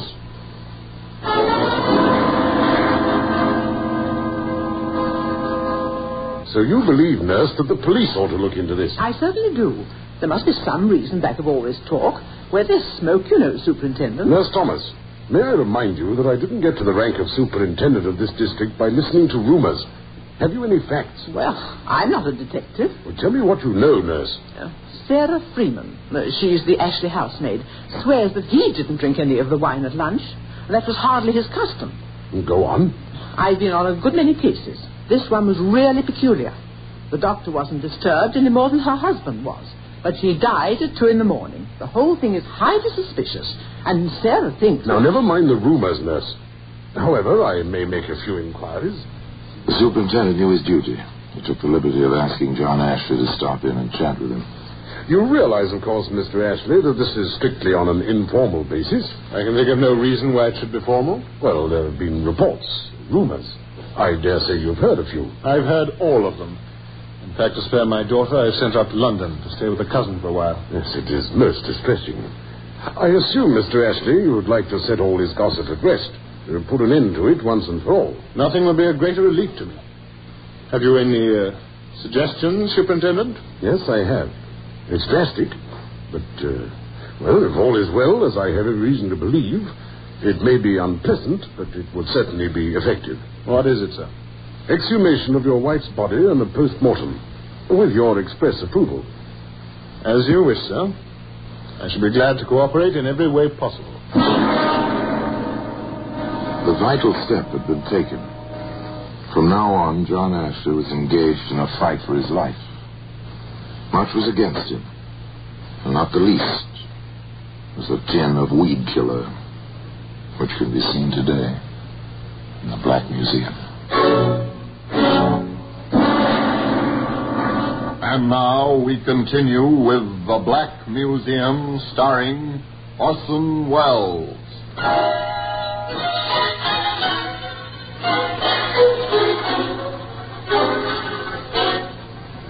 They did not permit Helen Ashley to rest for long. The exhumation order was signed and the post-mortem proceeded. Shortly thereafter, a coroner's inquest was held. The jury were all natives of the district, of course, all of them with some contact with the rumors which seemed to grow wilder and more frequent as the secrecy continued.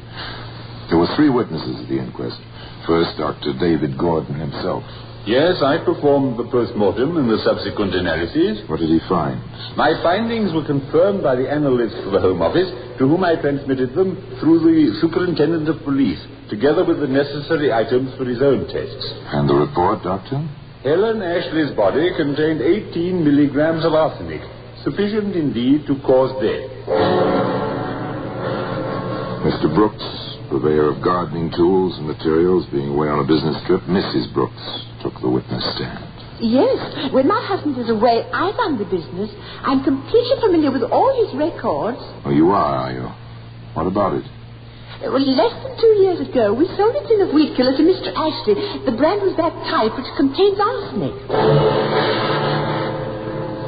The third and last witness was housemaid Sarah Freeman. Mr. Ashley was in the pantry where the wine was kept for 10 minutes at least that Sunday. I know because he held me up setting the table and all. Did she serve any particular item that day? There was the wine. It was Mrs. Ashley's favorite brand. She always took a glass with a big meal of the day.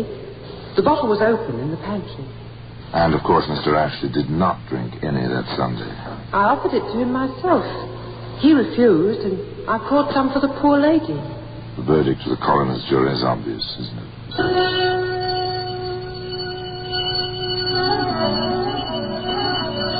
Well, here's a pretty kettle of fish.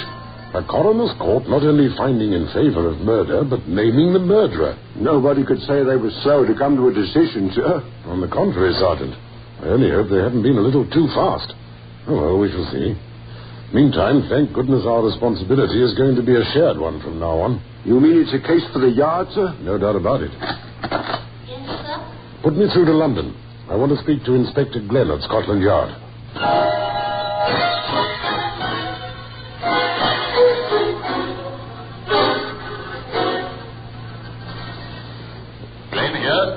This is Superintendent Maxwell. You remember the case I sent you the papers on last week, Inspector? The Ashley case? Oh, yes. Any developments? There certainly are. If possible, I'd like you to come down here straight away. I'm glad Scotland Yard has come into this, Inspector. What with the verdict and all, we're hardly equipped down here to complete the evidence. The verdict, yes. We find that Helen Ashley died of acute arsenical poisoning and that the poison was administered by her husband, John Ashley. I've seen a few cases with more complete evidence in my time. Yeah, no doubt. So have I. But what can we do? Besides arrest Ashley and have him arraigned? Nothing, I'm afraid. Nothing at all. Well, he hardly seems the type to obstruct justice by running away. Far from obstructing justice, John Ashley helped the authorities in every way he could. I understand, Inspector. What did you say your name was? Glenn. Inspector William Glenn, CID. Yes, of course. I assume you'll be looking for the weed killer there's been so much talk about. Yes, we will. Yes, well, you'll find it in the garage with the gardening things. It's in there somewhere. Exactly where, I'm afraid I can't tell you. Thank you, Mr. Ashley. Now, if you're quite ready, shall we go along? Yes, why not? If you'll just precede me. It's quite warm out, I gather. I doubt if I need a top coat. No, and my car's at your door.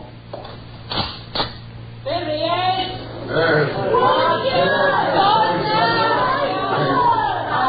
I'm sorry, I didn't know they'd gathered out here. We could have used the back way. Oh, no matter. I can face them. I won't do anything but call names.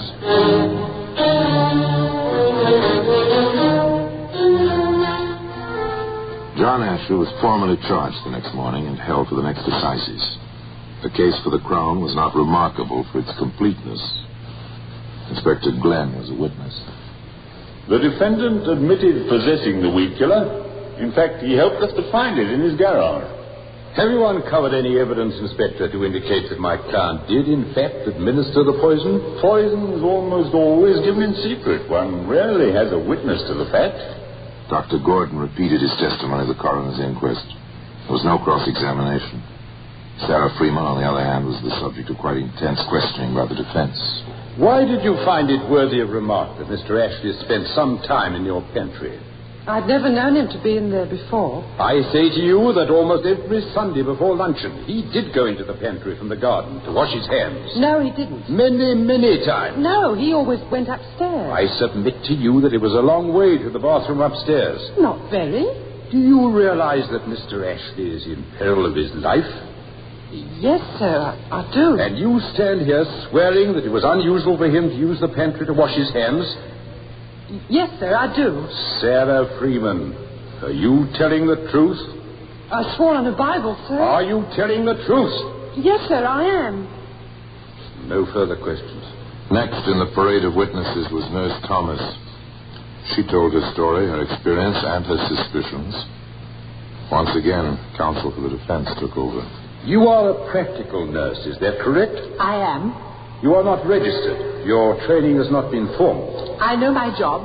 Answer the question. I know my job. But you are not a registered nurse. I am a practical nurse. When you left the Ashley house at 9 o'clock, were you satisfied that the patient was in no danger? I had to go home. If you felt she was in danger, would you have gone? I had to go home. For personal reasons? My mother is past 80. My children needed their dinner.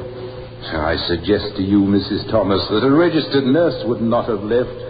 Then you were satisfied that the patient was in no danger. I had to leave. I told Mr. Ashley. Did the patient complain to you about the medicine? She complained to the maid. The maid told me. What did you do about it? I tasted it myself. Did the medicine affect you? Not at all. What was the dose? 2 teaspoonfuls in a little water 3 times a day. Did you give the medicine before you left? I did. And you were satisfied there was no danger to the patient? I had to go when I did. Very well. You had to go when you did. That is all. The stubbornness, the slight irregularities in behavior of this nurse seemed to be having their effect on the jury.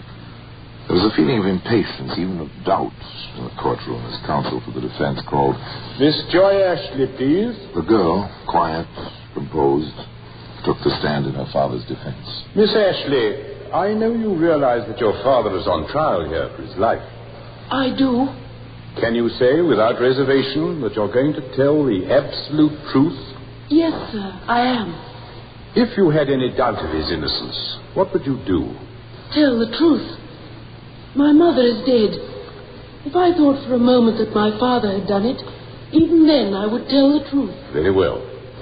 Now then, the three of you had luncheon together that day. We did. At the same time, from the same main dishes? Yes, sir. There has been some doubt cast on the contents of a certain bottle of wine. Your former housemaid has testified that the bottle was nearly empty at the end of the meal, that she threw the bottle away.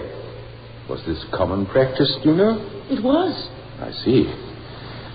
Now then, what do you recall concerning the serving of that wine that day?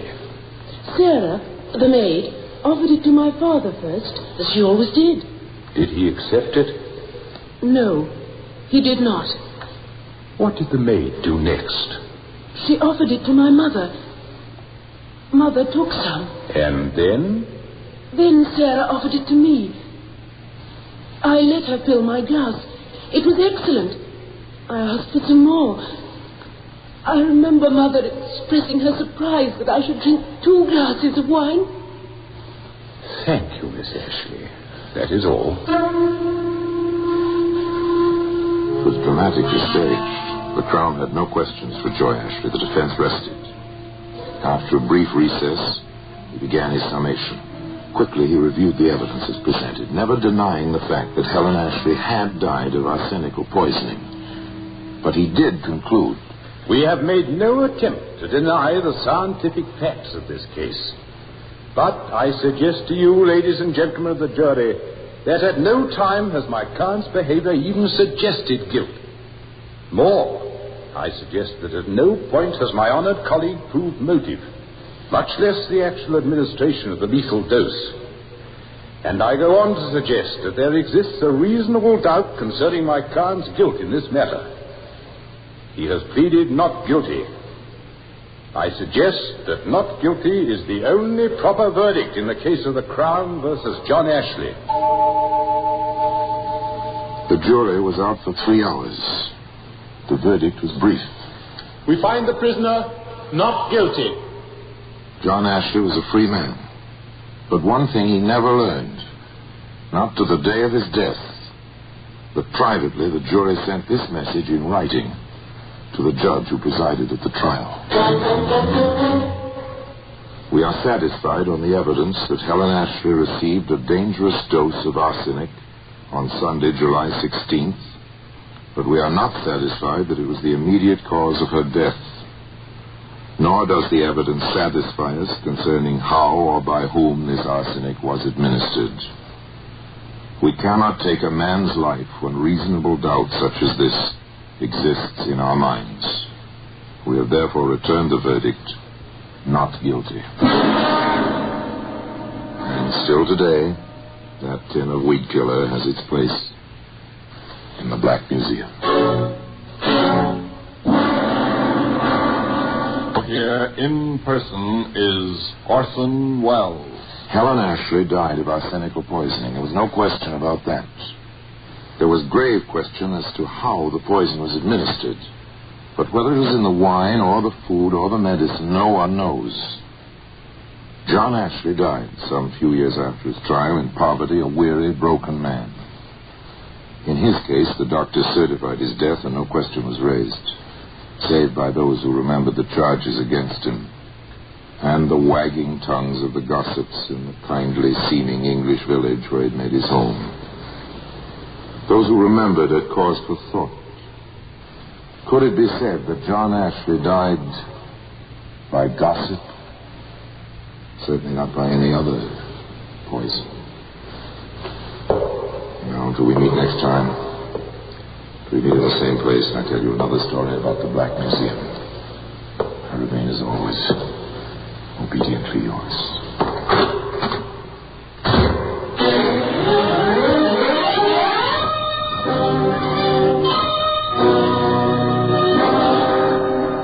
The Black Museum, starring Orson Welles, is presented by arrangement with Metro-Goldwyn-Mayer Radio Attractions. The program is written by Ara Marion, with original music composed and conducted by Sidney Torch. Produced by Harry Allen Towers.